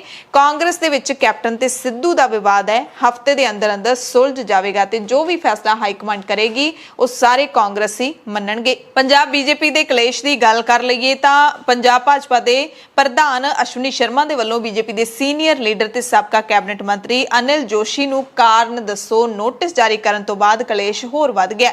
ਜੋਸ਼ੀ ਨੇ ਬੀਜੇਪੀ ਦੇ ਸੂਬਾ ਪ੍ਰਧਾਨ ਨੂੰ ਤਿੱਖੇ ਹੱਥੀ ਲੈਂਦਿਆਂ ਅਸ਼ਵਨੀ ਸ਼ਰਮਾ ਦੇ ਕੋਲੋਂ ਅਸਤੀਫੇ ਦੀ ਹੀ ਮੰਗ ਕਰ ਲਈ ਹੈ। ਜੋਸ਼ੀ ਨੇ ਕਿਹਾ ਕਿ ਮੈਂ ਪੰਜਾਬ ਦੇ ਹਾਲਾਤਾਂ ਦੇ ਮੱਦੇਨਜ਼ਰ ਹੀ ਗੱਲ ਕੀਤੀ ਸੀ। ਪੰਜਾਬ ਦੀ ਲੀਡਰਸ਼ਿਪ ਅਸ਼ਵਨੀ ਸ਼ਰਮਾ ਦੀ ਅਗਵਾਈ 'ਚ ਪੰਜਾਬ ਦੀਆਂ ਭਾਵਨਾਵਾਂ ਕੇਂਦਰੀ ਲੀਡਰਸ਼ਿਪ ਤੱਕ ਪਹੁੰਚਾਉਣ ਦੇ ਵਿੱਚ ਪੂਰੀ ਤਰ੍ਹਾਂ ਫੇਲ ਰਹੀ ਹੈ, ਇਹ ਜੋਸ਼ੀ ਨੇ ਕਿਹਾ। ਜੋਸ਼ੀ ਨੇ ਕਿਹਾ ਕਿ ਮੈਂ ਪੰਜਾਬ ਦੀ ਲੀਡਰਸ਼ਿਪ ਦੇ ਨੋਟਿਸ ਦਾ ਜਵਾਬ ਦਿਆਂਗਾ। ਆਪਣੇ ਜਵਾਬ ਦੇ ਵਿੱਚ ਇਹਨਾਂ ਨੂੰ ਸਵਾਲ ਪੁੱਛਾਂਗਾ ਕਿ ਕੀ ਪੰਜਾਬ ਦੇ ਲੋਕਾਂ ਦੇ ਹੱਕ ਦੀ ਗੱਲ ਕਰਨਾ ਅਨੁਸ਼ਾਸਨਹੀਣਤਾ ਹੈ। ਜੋਸ਼ੀ ਨੇ ਕਿਹਾ ਕਿ ਮੈਂ ਹਮੇਸ਼ਾ ਹੀ ਪੰਜਾਬ ਦੇ ਹੱਕ ਦੀ ਗੱਲ ਕੀਤੀ ਹੈ, ਪੰਜਾਬ ਦੇ ਲੋਕਾਂ ਦੀ ਤੇ ਬੀਜੇਪੀ ਦੀ ਬਿਹਤਰੀ ਦੀ ਗੱਲ ਕੀਤੀ ਹੈ, ਕਦੇ ਵੀ ਪ੍ਰਧਾਨ ਮੰਤਰੀ ਤੇ ਖੇਤੀ ਕਾਨੂੰਨਾਂ ਦੇ ਖਿਲਾਫ ਗੱਲ ਨਹੀਂ ਕੀਤੀ। ਜੋਸ਼ੀ ਨੇ ਕਿਹਾ ਕਿ ਜਿਹੜੇ ਲੋਕ ਮੈਨੂੰ ਨੋਟਿਸ ਭੇਜ ਰਹੇ ਨੇ ਉਹਨਾਂ ਨੇ ਕਦੇ ਬੂਥ ਦੀ ਚੋਣ ਤੱਕ ਨਹੀਂ ਜਿੱਤੀ, ਜਦਕਿ ਪਿਛਲੇ 37 ਸਾਲਾਂ ਤੋਂ ਪਾਰਟੀ ਲਈ ਮੈਂ ਦਿਨ ਰਾਤ ਇੱਕ ਕਰਦਾ ਆਇਆ। ਜੋਸ਼ੀ ਨੇ ਕਿਹਾ ਕਿ ਮੇਰੇ ਖਿਲਾਫ ਅੱਜ ਤੋਂ ਨਹੀਂ ਬੜੇ ਲੰਬੇ ਚਿਰ ਤੋਂ ਸਾਜ਼ਿਸ਼ਾਂ ਚੱਲ ਰਹੀਆਂ ਨੇ। ਮੈਂ ਆਪਣੇ ਸਟੈਂਡ ਤੇ ਕਾਇਮ ਆ, ਭਵਿੱਖ 'ਚ ਉਹੀ ਫੈਸਲਾ ਲਵਾਂਗਾ ਜੋ ਲੋਕਾਂ ਨੂੰ ਮਨਜ਼ੂਰ ਹੋਏਗਾ। ਸੰਗਰੂਰ ਦੇ ਪਿੰਡ ਜੌਲੀਆਂ ਦੇ ਗੁਰੂ ਘਰ ਦੇ ਵਿੱਚ ਸ੍ਰੀ ਗੁਰੂ ਗ੍ਰੰਥ ਸਾਹਿਬ ਜੀ ਦੀ ਬੇਅਦਬੀ ਦੀ ਘਟਨਾ ਵਾਪਰਨ ਤੋਂ ਬਾਅਦ ਹੁਣ ਸਾਹਿਬਜ਼ਾਦਾ ਅਜੀਤ ਸਿੰਘ ਨਗਰ ਤੋਂ ਅਜਿਹੀ ਘਟਨਾ ਦੀ ਖਬਰ ਮਿਲ ਰਹੀ ਹੈ। ਇੱਥੇ ਪਿੰਡ ਮਨੌਲੀ ਦੇ ਵਿੱਚ ਗੁਟਕਾ ਸਾਹਿਬ ਦੀ ਬੇਅਦਬੀ ਦਾ ਮਾਮਲਾ ਸਾਹਮਣੇ ਆਇਆ। ਪਿੰਡ ਵਾਸੀ ਦੇ ਮਕਾਨ ਦੀ ਛੱਤ ਤੋਂ ਗੁਟਕਾ ਸਾਹਿਬ ਦੇ ਅੰਗ ਮਿਲੇ ਨੇ। ਕੁਝ ਅੰਗ ਗਲੀ ਦੇ ਵਿੱਚ ਤੇ ਪਿੰਡ ਵਿੱਚ ਸਥਿਤ ਸਮਾਧ ਦੇ ਨੇੜਿਓਂ ਮਿਲੇ ਨੇ। ਮੋਹਾਲੀ ਦੇ SP city Harvinder Singh Virk, DSP ਅਤੇ ਐਸਐਚਓ ਨੇ ਜਿਹੜੇ ਉਹ ਤੁਰੰਤ ਮੌਕੇ ਦਾ ਜਾਇਜ਼ਾ ਲੈਣ ਪਹੁੰਚੇ। ਸੀਸੀਟੀਵੀ ਕੈਮਰੇ ਦੀ ਫੁਟੇਜ ਵੀ ਚੈੱਕ ਕੀਤੀ। ਮੋਹਾਲੀ ਤੋਂ ਸ਼੍ਰੋਮਣੀ ਗੁਰਦੁਆਰਾ ਪ੍ਰਬੰਧਕ ਕਮੇਟੀ ਦੇ ਸੀਨੀਅਰ ਮੈਂਬਰ ਤੇ ਪੰਥਕ ਲੀਡਰ ਭਾਈ ਹਰਦੀਪ ਸਿੰਘ ਵੀ ਮੌਕੇ ਤੇ ਪਹੁੰਚੇ। ਪਿੰਡ ਵਾਸੀਆਂ ਨੂੰ ਮਿਲ ਕੇ ਸਾਰੀ ਘਟਨਾ ਦੀ ਜਾਣਕਾਰੀ ਲਈ ਉਹਨਾਂ ਨੇ ਪੁਲਿਸ ਤੋਂ ਮਾਮਲੇ ਦੀ ਡੂੰਘਾਈ ਨਾਲ ਜਾਂਚ ਕਰਨ ਦੀ ਮੰਗ ਕੀਤੀ ਹੈ। ਕਰੋਨਾ ਦਾ ਕਹਿਰ ਘਟਣ ਤੋਂ ਬਾਅਦ ਸਿੱਖ ਸੰਗਤ ਦੇ ਲਈ ਚੰਗੀ ਖਬਰ ਆਈ ਹੈ। ਗੁਰੂ ਕੀ ਨਗਰੀ ਅੰਮ੍ਰਿਤਸਰ ਤੋਂ ਤਖਤ ਸੱਚਖੰਡ ਸ੍ਰੀ ਹਜ਼ੂਰ ਸਾਹਿਬ ਦੇ ਲਈ ਨਾਂਦੇੜ ਦੇ ਲਈ ਹੁਣ 에ਅਰ ਇੰਡੀਆ ਦੀ ਉਡਾਣ ਦੇ ਲਈ ਬੁਕਿੰਗ ਸ਼ੁਰੂ ਹੋ ਗਈ ਹੈ। ਹਜ਼ੂਰ ਸਾਹਿਬ ਨਾਂਦੇੜ ਦੀ ਦੂਸਰੀ ਲਹਿਰ ਦੀ ਸ਼ੁਰੂਆਤ ਤੇ ਯਾਤਰੀਆਂ ਦੀ ਘੱਟ ਗਿਣਤੀ ਕਾਰਨ 에ਅਰ ਇੰਡੀਆ ਨੇ ਉਡਾਣ ਨੂੰ ਬੰਦ ਕਰ ਦਿੱਤਾ ਸੀ। 에ਅਰ ਇੰਡੀਆ ਦੀ ਵੈਬਸਾਈਟ ਤੇ ਦਿੱਤੀ ਜਾਣਕਾਰੀ ਦੇ ਮੁਤਾਬਿਕ ਇਹ ਉਡਾਣ 3 ਅਗਸਤ ਤੋਂ ਮੁੜ ਸ਼ੁਰੂ ਹੋਏਗੀ। ਦਿੱਲੀ ਨੂੰ ਇਸ ਉਡਾਣ ਦੇ ਨਾਲ ਜੋੜਿਆ ਗਿਆ। ਇਹ ਫਲਾਈਟ ਪਹਿਲਾਂ ਦਿੱਲੀ ਤੋਂ ਅੰਮ੍ਰਿਤਸਰ ਦੇ ਲਈ ਉਡਾਣ ਭਰੇਗੀ, ਉਸ ਤੋਂ ਬਾਅਦ ਹਜ਼ੂਰ ਸਾਹਿਬ ਨਾਂਦੇੜ ਦੇ ਲਈ ਰਵਾਨਾ ਹੋਏਗੀ। ਸ਼ਾਮ 5 ਵਜੇ ਦਿੱਲੀ ਤੋਂ ਅੰਮ੍ਰਿਤਸਰ ਲਈ ਰਵਾਨਾ ਹੋਏਗੀ। ਉਸ ਤੋਂ ਬਾਅਦ ਸ੍ਰੀ ਗੁਰੂ ਰਾਮਦਾਸ ਜੀ ਅੰਤਰਰਾਸ਼ਟਰੀ ਹਵਾਈ ਅੱਡੇ ਅੰਮ੍ਰਿਤਸਰ ਤੋਂ ਮੰਗਲਵਾਰ, ਬੁੱਧਵਾਰ ਤੇ ਸ਼ਨੀਵਾਰ ਸਵੇਰੇ 4:50 ਤੇ ਰਵਾਨਾ ਹੋਵੇਗੀ ਤੇ ਸਵੇਰੇ 9:25 ਤੇ ਹਜ਼ੂਰ ਸਾਹਿਬ ਨਾਂਦੇੜ ਪਹੁੰਚ ਜਾਏਗੀ। ਅੰਮ੍ਰਿਤਸਰ ਤੋਂ ਹਜ਼ੂਰ ਸਾਹਿਬ ਨਾਂਦੇੜ ਦੀ ਉਡਾਣ ਦਾ ਕਿਰਾਇਆ 5570 ਰੁਪਏ ਹੈ, ਯਾਨੀ ਕਿ ਟਿਕਟ ਹੈ ਜਿਹੜੀ ਉਹ 5500 ਰੁਪਏ ਦੀ ਹੋਵੇਗੀ ਤੇ ਨਾਂਦੇੜ ਤੋਂ ਅੰਮ੍ਰਿਤਸਰ ਆਉਣ ਦੇ ਲਈ ਯਾਤਰੀਆਂ ਨੂੰ 5128 ਰੁਪਏ ਨੇ ਜਿਹੜੇ ਉਹ ਭਰਨੇ ਪੈਣਗੇ। ਬਠਿੰਡਾ ਤੋਂ ਖਬਰ ਹੈ ਜਿੱਥੇ ਸਾਬਕਾ ਗੈਂਗਸਟਰ ਕੁਲਵੀਰ ਨਰੂਆਣਾ ਦਾ ਉਸਦੇ ਨਿੱਜੀ ਗਨਮੈਨ ਨੇ ਹੀ ਗੋਲੀਆਂ ਮਾਰ ਕੇ ਕਤਲ ਕਰ ਦਿੱਤਾ। ਪੁਲਿਸ ਦੇ ਮੁਤਾਬਿਕ ਕੁਲਵੀਰ ਨਰੂਆਣਾ ਦੇ ਉੱਤੇ ਉਸਦੇ ਨਿੱਜੀ ਅੰਗ ਰੱਖਿਅਕ ਮਨਪ੍ਰੀਤ ਸਿੰਘ ਮੰਨਾ ਨੇ ਗੋਲੀਆਂ ਦਾਗੀਆਂ। ਹਮਲਾਵਰ ਨੇ ਕੁਲਵੀਰ ਦੇ ਸਾਥੀ ਚਮਕੌਰ ਸਿੰਘ ਨੂੰ ਵੀ ਨਿਸ਼ਾਨਾ ਬਣਾਇਆ। ਘਟਨਾ ਦੌਰਾਨ ਦੋਵਾਂ ਦੀ ਮੌਤ ਹੋ ਗਈ ਹੈ। ਕੁਝ ਦਿਨ ਪਹਿਲਾਂ ਕੁਲਵੀਰ ਨਰੂਆਣਾ ਤੇ ਬਠਿੰਡਾ ਦੀ ਰਿੰਗ ਰੋਡ ਤੇ ਵੀ ਘਾਤ ਲਾ ਕੇ ਹਮਲਾ ਹੋਇਆ ਸੀ।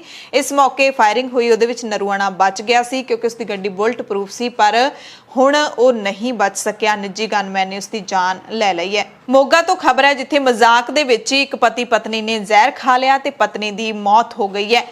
ਮਜ਼ਾਕ ਇਨਸਾਨ ਦੇ ਲਈ ਕਿੰਨਾ ਮਹਿੰਗਾ ਹੋ ਸਕਦਾ ਹੈ, ਇਸ ਦੀ ਤਾਜ਼ਾ ਮਿਸਾਲ ਮੋਗਾ ਜ਼ਿਲ੍ਹੇ ਦੇ ਥਾਣਾ ਸਮਾਲਸਰ ਦੇ ਪਿੰਡ ਵੈਰੋਕੇ ਤੋਂ ਮਿਲੀ ਹੈ। ਵਿਆਹਿਆ ਜੋੜਾ ਇੱਕ ਦੂਜੇ ਨਾਲ ਮਜ਼ਾਕ ਵਿੱਚ ਪੁੱਛ ਬੈਠਿਆ ਕਿ ਤੁਸੀਂ ਮੇਰੇ ਲਈ ਕੀ ਕਰ ਸਕਦੇ ਹੋ। ਇਸ ਤੋਂ ਬਾਅਦ ਦੋਵਾਂ ਨੇ 2 ਗਿਲਾਸਾਂ ਦੇ ਵਿੱਚ ਕੋਲਡ ਡਰਿੰਕ ਦੇ ਵਿੱਚ ਕੋਈ ਜ਼ਹਿਰੀਲੀ ਦਵਾਈ ਪਾ ਕੇ ਨਿਗਲ ਲਈ। ਪਤਨੀ ਦੀ ਮੌਤ ਹੋ ਗਈ, ਪਰ ਪਤੀ ਹੈ ਜਿਹੜਾ ਉਹ ਜ਼ਿੰਦਗੀ ਤੇ ਮੌਤ ਦੇ ਨਾਲ ਲੜ ਰਿਹਾ। ਜੋੜੇ ਦਾ ਕਰੀਬ 5 ਸਾਲ ਪਹਿਲਾਂ ਵਿਆਹ ਹੋਇਆ ਸੀ ਤੇ 1 ਸਾਲ ਦੀ ਮਾਸੂਮ ਧੀ ਵੀ ਹੈ। ਦੋਵਾਂ ਦੀ ਸਥਾਨਕ ਸਰਕਾਰੀ ਹਸਪਤਾਲ ਲਿਜਾਇਆ ਗਿਆ ਤੇ ਲੜਕੀ ਮਨਪ੍ਰੀਤ ਕੌਰ ਦੀ ਇਲਾਜ ਦੌਰਾਨ ਮੌਤ ਹੋ ਗਈ, ਜਦਕਿ ਜਿਹੜਾ ਉਸਦਾ ਪਤੀ ਹੈ ਉਹ ਦਾਖਲ ਹੈ ਹਲੇ। ਪੰਜਾਬ ਦੇ ਵਿੱਤ ਮੰਤਰੀ ਮਨਪ੍ਰੀਤ ਬਾਦਲ ਨੇ ਕੇਂਦਰੀ ਰੱਖਿਆ ਮੰਤਰੀ ਰਾਜਨਾਥ ਸਿੰਘ ਦੇ ਨਾਲ ਮੁਲਾਕਾਤ ਕਰਕੇ ਪੰਜਾਬ ਦੇ ਵਿੱਚ 2 ਹੋਰ ਸੈਨਿਕ ਸਕੂਲ ਸਥਾਪਿਤ ਕਰਨ ਲਈ ਪ੍ਰਵਾਨਗੀ ਦੇਣ ਦੀ ਅਪੀਲ ਕੀਤੀ ਹੈ। ਬਾਦਲ ਨੇ ਕਿਹਾ ਕਿ ਫੌਜੀ ਸਨਮਾਨ ਅਤੇ ਬਹਾਦਰੀ ਪੁਰਸਕਾਰ ਦੇ ਲਈ ਪੰਜਾਬ ਭਾਰਤ ਦਾ ਮੋਹਰੀ ਸੂਬਾ ਹੈ। ਸੂਬੇ 'ਚ ਸਿਰਫ ਇੱਕੋ ਇੱਕ ਸੈਨਿਕ ਸਕੂਲ ਕਪੂਰਥਲਾ ਦੇ ਵਿੱਚ ਸਥਿਤ ਹੈ ਤੇ ਹੁਣ ਸੂਬੇ ਦੇ ਵੱਲੋਂ ਗੁਰਦਾਸਪੁਰ ਅਤੇ ਬਠਿੰਡਾ ਦੇ ਵਿੱਚ 2 ਹੋਰ ਫੌਜੀ ਸਕੂਲ ਸਥਾਪਿਤ ਕਰਨ ਦੀ ਮੰਗ ਕੀਤੀ ਗਈ ਹੈ। ਵਿੱਤ ਮੰਤਰੀ ਮਨਪ੍ਰੀਤ ਬਾਦਲ ਨੇ ਕਿਹਾ ਕਿ ਹੋਰ ਸੂਬੇ ਜਿਵੇਂ ਹਰਿਆਣਾ, ਬਿਹਾਰ ਤੇ ਮਹਾਰਾਸ਼ਟਰ ਵਿੱਚ 2-2 ਫੌਜੀ ਸਕੂਲ ਨੇ, ਜਦਕਿ ਉੱਤਰ ਪ੍ਰਦੇਸ਼ ਦੇ ਵਿੱਚ 3 ਸੈਨਿਕ ਸਕੂਲ ਨੇ। ਕੇਂਦਰੀ ਰੱਖਿਆ ਮੰਤਰੀ ਰਾਜਨਾਥ ਸਿੰਘ ਨੇ ਇਸ ਸੰਬੰਧੀ ਢੁਕਵੀਂ ਕਾਰਵਾਈ ਕਰਨ ਦਾ ਭਰੋਸਾ ਦਿੰਦਿਆਂ ਕਿਹਾ ਕਿ ਅਸੀਂ ਕੌਮੀ ਸੁਰੱਖਿਆ ਤੇ ਭਾਰਤ ਦੀਆਂ ਸਮਾਜਿਕ ਤੇ ਸੱਭਿਆਚਾਰਕ ਕਦਰਾਂ ਕੀਮਤਾਂ ਦੀ ਰਾਖੀ ਲਈ ਸਿੱਖਾਂ ਅਤੇ ਪੰਜਾਬੀਆਂ ਦੇ ਵੱਲੋਂ ਨਿਭਾਈ ਗਈ ਭੂਮਿਕਾ ਦੀ ਨਿੱਜੀ ਤੌਰ ਤੇ ਸ਼ਲਾਘਾ ਕਰਦੇ ਹਾਂ ਤੇ ਇਸ ਬਾਰੇ ਅਸੀਂ ਜ਼ਰੂਰ ਕੋਈ ਨਾ ਕੋਈ ਚੰਗਾ ਫੈਸਲਾ ਲਵਾਂਗੇ। ਕੋਰੋਨਾ ਦੀ ਤੀਜੀ ਲਹਿਰ ਦਾ ਡਰ ਲੋਕਾਂ ਨੂੰ ਲਗਾਤਾਰ ਸਤਾ ਰਿਹਾ ਹੈ। ਇਸ ਦੌਰਾਨ ਇੱਕ ਹੋਰ ਚਿੰਤਾਜਨਕ ਰਿਪੋਰਟ ਸਾਹਮਣੇ ਆਈ ਹੈ। ਏਮਸ ਭੋਪਾਲ ਦੇ 4 ਡਾਕਟਰਾਂ ਨੇ ਜਾਰੀ ਕੀਤੀ ਇੱਕ ਰਿਪੋਰਟ ਦੇ ਵਿੱਚ ਦਾਅਵਾ ਕੀਤਾ ਹੈ ਕਿ ਕੋਰੋਨਾ ਨਾਲ ਮਰਨ ਵਾਲੇ ਮਰੀਜ਼ਾਂ ਦੇ ਸਰੀਰ ਵਿੱਚ 20 ਘੰਟੇ ਬਾਅਦ ਵੀ ਕੋਰੋਨਾ ਵਾਇਰਸ ਐਕਟਿਵ ਰਹਿੰਦਾ ਹੈ। ਡਾਕਟਰਾਂ ਦੇ ਵੱਲੋਂ 2 ਮਹੀਨਿਆਂ ਦੌਰਾਨ ਕੋਰੋਨਾ ਨਾਲ ਮਰਨ ਵਾਲੇ 21 ਮਰੀਜ਼ਾਂ ਦੀਆਂ ਲਾਸ਼ਾਂ ਦਾ ਪੋਸਟਮਾਰਟਮ ਕੀਤਾ ਗਿਆ, ਜਿਸ ਤੋਂ ਬਾਅਦ ਉਹ ਇਸ ਸਿੱਟੇ ਤੇ ਪਹੁੰਚੇ ਕਿ ਕੋਰੋਨਾ ਨਾਲ ਸਿਰਫ ਫੇਫੜੇ, ਜਿਗਰ ਹੀ ਖਰਾਬ ਨਹੀਂ ਹੁੰਦੇ, ਸਗੋਂ ਦਿਮਾਗ, ਪੈਨਕ੍ਰੀਆਸ ਤੇ ਗੁਰਦਿਆਂ ਦਾ ਵਧੇਰੇ ਨੁਕਸਾਨ ਹੁੰਦਾ ਹੈ। ਰਿਪੋਰਟ ਦੇ ਮੁਤਾਬਿਕ 21 ਵਿੱਚੋਂ 85% ਦੇ ਦਿਮਾਗ, 35% ਪੈਨਕ੍ਰੀਆਸ ਤੇ 75% ਗੁਰਦੇ ਖਰਾਬ ਹੋ ਜਾਂਦੇ ਨੇ। ਮਨੁੱਖੀ ਹੱਕਾਂ ਦੇ ਰਾਖੇ ਭਾਈ ਜਸਵੰਤ ਸਿੰਘ ਖਾਲੜਾ ਨੂੰ ਸਮਰਪਿਤ ਜਿਹੜਾ ਖਾਲੜਾ ਮਿਸ਼ਨ ਆਰਗੇਨਾਈਜੇਸ਼ਨ ਬਣਾਈ ਗਈ ਹੈ, ਉਸ ਆਰਗੇਨਾਈਜੇਸ਼ਨ ਨੇ ਸਟੈਨ ਸਵਾਮੀ ਤੇ ਬਾਦਲ ਦਲ ਦੇ ਸਾਬਕਾ ਮੀਤ ਪ੍ਰਧਾਨ ਇਜ਼ਹਾਰ ਆਲਮ ਦੀ ਮੌਤ ਤੇ ਬਿਆਨ ਜਾਰੀ ਕੀਤਾ ਹੈ। ਕਿਹਾ ਕਿ ਦੋਵਾਂ ਦੀ ਮੌਤ ਨੇ ਜਿੱਥੇ ਮਨੂਵਾਦੀਆਂ 84 ਵਾਲਿਆਂ ਤੇ ਬਾਦਲਕਿਆਂ ਨੂੰ ਕਟਹਿਰੇ ਵਿੱਚ ਖੜਾ ਕੀਤਾ, ਉੱਥੇ ਇਹ ਵੀ ਸਾਬਤ ਹੋ ਗਿਆ ਕਿ ਭਾਰਤ ਦਾ ਨਿਆਇਕ ਸਿਸਟਮ ਸਰਕਾਰਾਂ ਦੇ ਝੂਠ ਤੇ ਹੀ ਮੋਹਰ ਲਾਉਂਦਾ ਹੈ। ਖਾਲੜਾ ਮਿਸ਼ਨ ਨੇ ਕਿਹਾ ਕਿ ਸਟੈਨ ਸਵਾਮੀ ਦੀ ਮੌਤ ਦਾ UNO ਅਤੇ ਯੂਰਪੀਅਨ ਯੂਨੀਅਨਾਂ ਦੇ ਵੱਲੋਂ ਨੋਟਿਸ ਲਿਆ ਗਿਆ ਹੈ, ਪਰ ਭਾਰਤ ਦੀ ਸਰਕਾਰ ਕਹਿ ਰਹੀ ਹੈ ਕਿ ਉਸ ਦੀ ਮੌਤ ਕਾਨੂੰਨ ਮੁਤਾਬਿਕ ਹੋਈ ਹੈ। ਅਜਿਹਾ ਵਰਤਾਰਾ ਨਿਆਂਪਾਲਿਕਾ ਦਾ ਉਸ ਵਕਤ ਵੀ ਸਾਹਮਣੇ ਆਇਆ ਜਦੋਂ ਸ੍ਰੀ ਦਰਬਾਰ ਸਾਹਿਬ ਤੇ ਤੋਪਾਂ, ਟੈਂਕਾਂ ਨਾਲ ਹਮਲਾ ਹੁੰਦਾ ਤੇ ਦੋਸ਼ੀਆਂ ਖਿਲਾਫ ਕਾਰਵਾਈ ਨਹੀਂ ਹੁੰਦੀ ਸੀ। ਜਦੋਂ ਹਜ਼ਾਰਾਂ ਸਿੱਖਾਂ ਦੇ ਝੂਠੇ ਮੁਕਾਬਲੇ ਬਣਦੇ, ਨਵੰਬਰ 84 ਕਤਲੇਆਮ ਹੁੰਦਾ ਹੈ ਤਾਂ ਦੋਸ਼ੀਆਂ ਖਿਲਾਫ ਕਾਰਵਾਈ ਨਹੀਂ ਹੁੰਦੀ। ਜਦੋਂ ਨਸ਼ਿਆਂ ਦੀਆਂ ਰਿਪੋਰਟਾਂ ਹਾਈ ਕੋਰਟਾਂ ਵਿੱਚ ਲੰਬਾ ਸਮਾਂ ਧੂੜ ਚੱਟਦੀਆਂ ਰਹਿੰਦੀਆਂ ਨੇ, ਜਦੋਂ ਬੇਅਦਬੀ ਦੇ ਦੋਸ਼ੀਆਂ ਨੂੰ ਹਾਈ ਕੋਰਟ ਵੱਲੋਂ ਇੱਕ ਤਰਫਾ ਕਲੀਨ ਚਿੱਟਾਂ ਮਿਲਦੀਆਂ ਨੇ, ਕਾਰਵਾਈ ਨਹੀਂ ਹੁੰਦੀ ਨਿਆਂਪਾਲਿਕਾ ਦੀ। ਕਹਿੰਦੇ 84 ਸਾਲਾ ਸਵਾਮੀ 9 ਮਹੀਨਿਆਂ ਤੋਂ NIA ਦੀ ਹਿਰਾਸਤ ਵਿੱਚ ਸੀ। ਉਸ ਨੂੰ ਝੂਠੇ ਕੇਸਾਂ ਵਿੱਚ ਫਸਾ ਕੇ ਤਸੀਹੇ ਦਿੱਤੇ ਜਾ ਰਹੇ ਸਨ। ਜੁਡੀਸ਼ੀਅਰੀ ਦੇ ਵੱਲੋਂ ਸਵਾਮੀ ਨੂੰ ਰਿਹਾ ਕਰਨ ਦੀ ਬਜਾਏ ਸਰਕਾਰ ਦਾ ਪੱਖ ਪੂਰਿਆ ਗਿਆ। ਖਾਲੜਾ ਮਿਸ਼ਨ ਨੇ ਕਿਹਾ ਕਿ ਇਸ ਘਟਨਾ ਨੇ ਫਿਰ ਸਾਬਿਤ ਕੀਤਾ ਕਿ ਭਾਰਤ ਅੰਦਰ ਜੰਗਲ ਰਾਜ ਹੈ। ਨਿਆਂਪਾਲਿਕਾ ਦੇ ਘਟੀਆ ਰੋਲ ਕਾਰਨ ਇਜ਼ਹਾਰ ਆਲਮ ਦੇ ਜਿਉਂਦੇ ਜੀ ਨਕੋਦਰ ਕਾਂਡ ਤੇ ਹੋਰ ਸੈਂਕੜੇ ਸਿੱਖਾਂ ਦੇ ਕਤਲਾਂ ਦਾ ਸੱਚ ਸਾਹਮਣੇ ਨਹੀਂ ਆ ਸਕਿਆ, ਜਦਕਿ ਸਟੈਨ ਸਵਾਮੀ ਜੋ ਮਨੁੱਖੀ ਹੱਕਾਂ ਦਾ ਰਾਖਾ ਸੀ, ਉਸ ਨੂੰ ਜੇਲ੍ਹ ਦੇ ਵਿੱਚ ਹੀ ਸੜਨ ਲਈ ਮਜਬੂਰ ਕਰ ਦਿੱਤਾ ਗਿਆ। ਖਾਲੜਾ ਮਿਸ਼ਨ ਨੇ ਇਹ ਵੀ ਕਿਹਾ ਕਿ ਬਾਦਲ ਦਲ ਦੇ ਮੀਤ ਪ੍ਰਧਾਨ ਅਤੇ ਪੰਜਾਬ ਦੇ ਸਾਬਕਾ DGP ਜੇਲਾਂ ਇਜ਼ਹਾਰ ਆਲਮ ਦੇ ਬਾਰੇ ਕਿਹਾ ਕਿ ਸ਼ਰਮ ਦੀ ਗੱਲ ਹੈ ਕਿ ਸੈਂਕੜੇ ਸਿੱਖ ਨੌਜਵਾਨਾਂ ਦਾ ਕਾਤਲ ਬਾਦਲ ਦਲ ਦਾ ਮੀਤ ਪ੍ਰਧਾਨ ਬਣ ਗਿਆ ਤੇ ਉਸਦੀ ਪਤਨੀ ਬਾਦਲ ਦਲ ਦੀ MLA ਬਣ ਗਈ ਸੀ। ਬਾਦਲਕਿਆਂ ਨੇ ਪੰਜਾਬ ਅੰਦਰ ਸਿੱਖ ਨੌਜਵਾਨਾਂ ਦੇ ਝੂਠੇ ਮੁਕਾਬਲਿਆਂ ਵਿੱਚ ਖਤਮ ਕਰਨ ਵਾਲਿਆਂ ਦੇ ਖਿਲਾਫ ਕਾਰਵਾਈ ਕਰਨ ਦੀ ਬਜਾਏ ਆਲਮ ਵਰਗਿਆਂ ਨੂੰ ਬਚਾਇਆ ਤੇ ਛਤਰੀਆਂ ਦਿੱਤੀਆਂ। ਪੰਜਾਬ ਵਿਧਾਨ ਸਭਾ ਦੀ ਜਿਹੜੀ ਕਮੇਟੀ ਬਣਾਈ ਗਈ ਹੈ ਉਸ ਦੇ ਵੱਲੋਂ ਪੰਜਾਬ ਦੇ ਸਾਰੇ ਜ਼ਿਲ੍ਹਿਆਂ ਦੇ ਵਿੱਚ ਜਾ ਕੇ ਦਿੱਲੀ ਦੇ ਵਿੱਚ ਜਿਹੜੇ ਕਿਸਾਨ ਤਸ਼ੱਦਦ ਦਾ ਸ਼ਿਕਾਰ ਹੋਏ ਨੇ, ਜਿਨ੍ਹਾਂ ਤੇ ਝੂਠੇ ਪਰਚੇ ਦਰਜ ਹੋਏ ਨੇ, ਉਹਨਾਂ ਨਾਲ ਲਗਾਤਾਰ ਮੁਲਾਕਾਤਾਂ ਕੀਤੀਆਂ ਜਾ ਰਹੀਆਂ ਨੇ। ਹੁਣ ਵਿਧਾਨ ਸਭਾ ਕਮੇਟੀ ਨੇ ਅੰਮ੍ਰਿਤਸਰ ਦੇ ਵਿੱਚ ਜਾ ਕੇ ਜ਼ਖਮੀ ਕਿਸਾਨਾਂ ਅਤੇ ਝੂਠੇ ਪਰਚਿਆਂ ਦਾ ਸਾਹਮਣਾ ਕਰ ਰਹੇ ਕਿਸਾਨਾਂ ਦੇ ਬਿਆਨ ਦਰਜ ਕੀਤੇ ਗਏ ਤੇ ਹੁਣ ਇਹ ਜਿਹੜੀ ਕਮੇਟੀ ਹੈ 31 ਜੁਲਾਈ ਤੱਕ ਸਰਕਾਰ ਨੂੰ ਆਪਣੀ ਰਿਪੋਰਟ ਸੌਂਪ ਦੇਵੇਗੀ। ਅੰਮ੍ਰਿਤਸਰ ਦੇ ਵਿੱਚ ਧਾਰਮਿਕ ਭਾਵਨਾਵਾਂ ਭੜਕਾਉਣ ਦੇ ਦੋਸ਼ ਵਿੱਚ ਪੁਲਿਸ ਨੇ ਹਿੰਦੂ ਨੇਤਾ ਸੁਧੀਰ ਸੂਰੀ ਨੂੰ ਗ੍ਰਿਫਤਾਰ ਕੀਤਾ। ਹਿੰਦੂ ਨੇਤਾ ਤੇ ਦੋਸ਼ ਹੈ ਕਿ ਉਹ ਧਾਰਮਿਕ ਭਾਵਨਾਵਾਂ ਭੜਕਾਉਣ ਲਈ ਇੰਟਰਨੈਟ ਮੀਡੀਆ ਤੇ ਆਪਣੀ ਵੀਡੀਓ ਵਾਇਰਲ ਕਰ ਰਿਹਾ ਸੀ। ਏਸੀਪੀ ਜਸਪ੍ਰੀਤ ਸਿੰਘ ਨੇ ਦੱਸਿਆ ਕਿ ਮੁਲਜ਼ਮ ਦੀ ਵੀਡੀਓ ਇੰਟਰਨੈਟ ਮੀਡੀਆ ਤੋਂ ਹਟਾ ਦਿੱਤੀ ਜਾਏਗੀ। ਸੁਧੀਰ ਸੂਰੀ ਨੇ ਕੁਝ ਦਿਨ ਪਹਿਲਾਂ ਫੇਸਬੁੱਕ ਤੇ ਲਾਈਵ ਵੀਡੀਓ ਪਾ ਕੇ ਗੁਰੂ ਸਾਹਿਬਾਨਾਂ, ਸਿੱਖ ਸ਼ਹੀਦਾਂ, ਸ਼੍ਰੀ ਦਰਬਾਰ ਸਾਹਿਬ ਅਤੇ ਸੰਤ ਜਰਨੈਲ ਸਿੰਘ ਖਾਲਸਾ ਭਿੰਡਰਾਂ ਵਾਲਿਆਂ ਦੇ ਖਿਲਾਫ ਭੱਦੀ ਸ਼ਬਦਾਵਲੀ ਵਰਤੀ ਸੀ, ਜਦ ਕਿ ਇੱਕ ਸਿੱਖ ਨੌਜਵਾਨ ਭੁਪਿੰਦਰ ਸਿੰਘ ਨੇ 6 ਜੂਨ ਨੂੰ ਵੀਡੀਓ ਪਾ ਕੇ ਉਸ ਨੂੰ ਵਾਪਸ ਜਵਾਬ ਦਿੱਤੇ ਸੀ ਤੇ ਸ਼ਿਵ ਸੈਨਿਕਾਂ ਨੇ ਭੁਪਿੰਦਰ ਸਿੰਘ ਉੱਤੇ ਪਰਚਾ ਦਰਜ ਕਰਵਾ ਦਿੱਤਾ, ਜਿਸ ਤੋਂ ਤੁਰੰਤ ਰੋਹ ਦੇ ਵਿੱਚ ਆਏ ਸਿੱਖ ਯੂਥ ਫੈਡਰੇਸ਼ਨ ਭਿੰਡਰਾਂਵਾਲਾ ਦੇ ਸੀਨੀਅਰ ਮੀਤ ਪ੍ਰਧਾਨ ਰਣਜੀਤ ਸਿੰਘ ਨੇ ਵੀ ਸੁਧੀਰ ਸੂਰੀ ਦੇ ਖਿਲਾਫ ਧਾਰਮਿਕ ਭਾਵਨਾਵਾਂ ਭੜਕਾਉਣ ਦੇ ਤਹਿਤ ਪਰਚਾ ਦਰਜ ਕਰਵਾ ਦਿੱਤਾ ਸੀ ਤੇ 6 ਜੁਲਾਈ ਨੂੰ ਪੁਲਿਸ ਨੇ ਸਿਰਫ ਸੁਧੀਰ ਸੂਰੀ ਨੂੰ ਹੀ ਗ੍ਰਿਫਤਾਰ ਨਹੀਂ ਕੀਤਾ ਬਲਕਿ ਭੁਪਿੰਦਰ ਸਿੰਘ ਨੂੰ ਵੀ ਗ੍ਰਿਫਤਾਰ ਕਰ ਲਿਆ। ਇਹਨਾਂ ਨੇ ਇਲਜ਼ਾਮ ਲਾਇਆ ਹੈ ਕਿ ਭੁਪਿੰਦਰ ਸਿੰਘ ਨੂੰ ਅੰਮ੍ਰਿਤਸਰ ਅਦਾਲਤ ਵਿੱਚ ਪੇਸ਼ ਕਰਕੇ ਗੁਰਦਾਸਪੁਰ ਜੇਲ੍ਹ ਭੇਜ ਦਿੱਤਾ ਗਿਆ ਹੈ ਤੇ ਪਰਿਵਾਰ ਨੂੰ ਇਸ ਮੌਕੇ ਭੁਪਿੰਦਰ ਸਿੰਘ ਦੇ ਨਾਲ ਮਿਲਣ ਨਹੀਂ ਦਿੱਤਾ ਗਿਆ। ਚੁੱਪ-ਚੁਪੀਤੇ ਹੀ ਅਦਾਲਤ ਵਿੱਚ ਪੇਸ਼ ਕਰਕੇ ਜੇਲ੍ਹ ਭੇਜ ਦਿੱਤਾ ਗਿਆ ਤੇ ਸੁਧੀਰ ਸੂਰੀ ਨੂੰ ਗ੍ਰਿਫਤਾਰ ਕਰਕੇ ਰੋਪੜ ਦੀ ਜੇਲ੍ਹ ਦੇ ਵਿੱਚ ਭੇਜਿਆ ਗਿਆ ਹੈ। ਸੁਪਰੀਮ ਕੋਰਟ ਨੇ ਕੇਂਦਰ ਤੇ ਸੂਬਿਆਂ ਨੂੰ ਨਿਰਦੇਸ਼ ਦਿੱਤੇ ਨੇ ਕਿ ਉਹ ਸੂਚਨਾ ਅਧਿਕਾਰ ਤਹਿਤ SIC ਦੀਆਂ ਸੂਬਾ ਕਮੇਟੀਆਂ ਅਤੇ CIC ਦੇ ਵਿੱਚ ਸੂਚਨਾ ਕਮਿਸ਼ਨਰਾਂ ਦੇ ਅਹੁਦਿਆਂ ਤੇ ਸਮੇਂ ਸਿਰ ਨਿਯੁਕਤੀਆਂ ਕਰਨ ਦੇ ਆਪਣੇ 2019 ਦੇ ਹੁਕਮਾਂ ਦੀ ਪਾਲਣਾ ਬਾਰੇ ਸਥਿਤੀ ਰਿਪੋਰਟ ਪੇਸ਼ ਕਰਨ। ਸੁਪਰੀਮ ਕੋਰਟ ਨੇ ਕਿਹਾ ਕਿ CIC ਵਿੱਚ ਅਸਾਮੀਆਂ ਭਰਨ ਬਾਰੇ ਦਿੱਤੇ ਹੁਕਮਾਂ ਤੇ ਕੀਤੀ ਪਾਲਣਾ ਦੀ ਤੁਰੰਤ ਜਾਣਕਾਰੀ ਦਿਓ।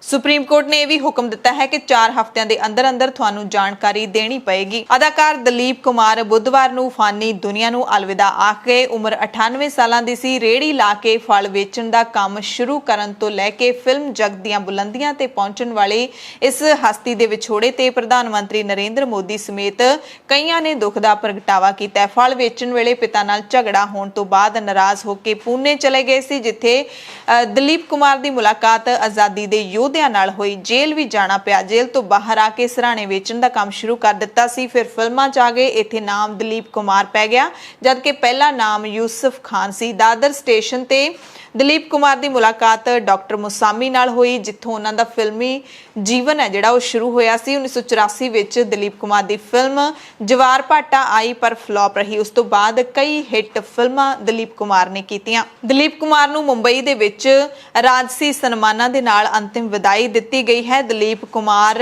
ਨੂੰ ਸ਼ਾਮ 5 ਵਜੇ ਮੁੰਬਈ ਦੇ ਸ਼ਾਂਤਾ ਕਰੂਜ਼ ਇਲਾਕੇ ਦੇ ਜੂਹੂ ਦੀ ਕਬਰਸਤਾਨ ਦੇ ਵਿੱਚ ਸਪੁਰਦੇ ਖਾਕ ਕੀਤਾ ਗਿਆ। ਪੰਜਾਬ ਦੀਆਂ ਖਾਸ ਖਬਰਾਂ ਦੇ ਖਾਸ ਬੁਲੇਟਿਨ ਦੇ ਵਿੱਚ ਤੁਹਾਡੇ ਸਭ ਤੋਂ ਇਜਾਜ਼ਤ ਚਾਹੁੰਦੇ ਹਾਂ। ਤੁਸੀਂ ਸਾਰੇ ਆਪਣਾ ਧਿਆਨ ਰੱਖਿਓ, ਲੋੜਵੰਦਾਂ ਦੀ ਮਦਦ ਕਰਦੇ ਰਿਹਾ ਕਰੋ, ਅਫਵਾਹਾਂ ਤੋਂ ਜ਼ਰੂਰ ਬਚ ਕੇ ਰਿਹਾ ਕਰੋ। ਧੰਨਵਾਦ।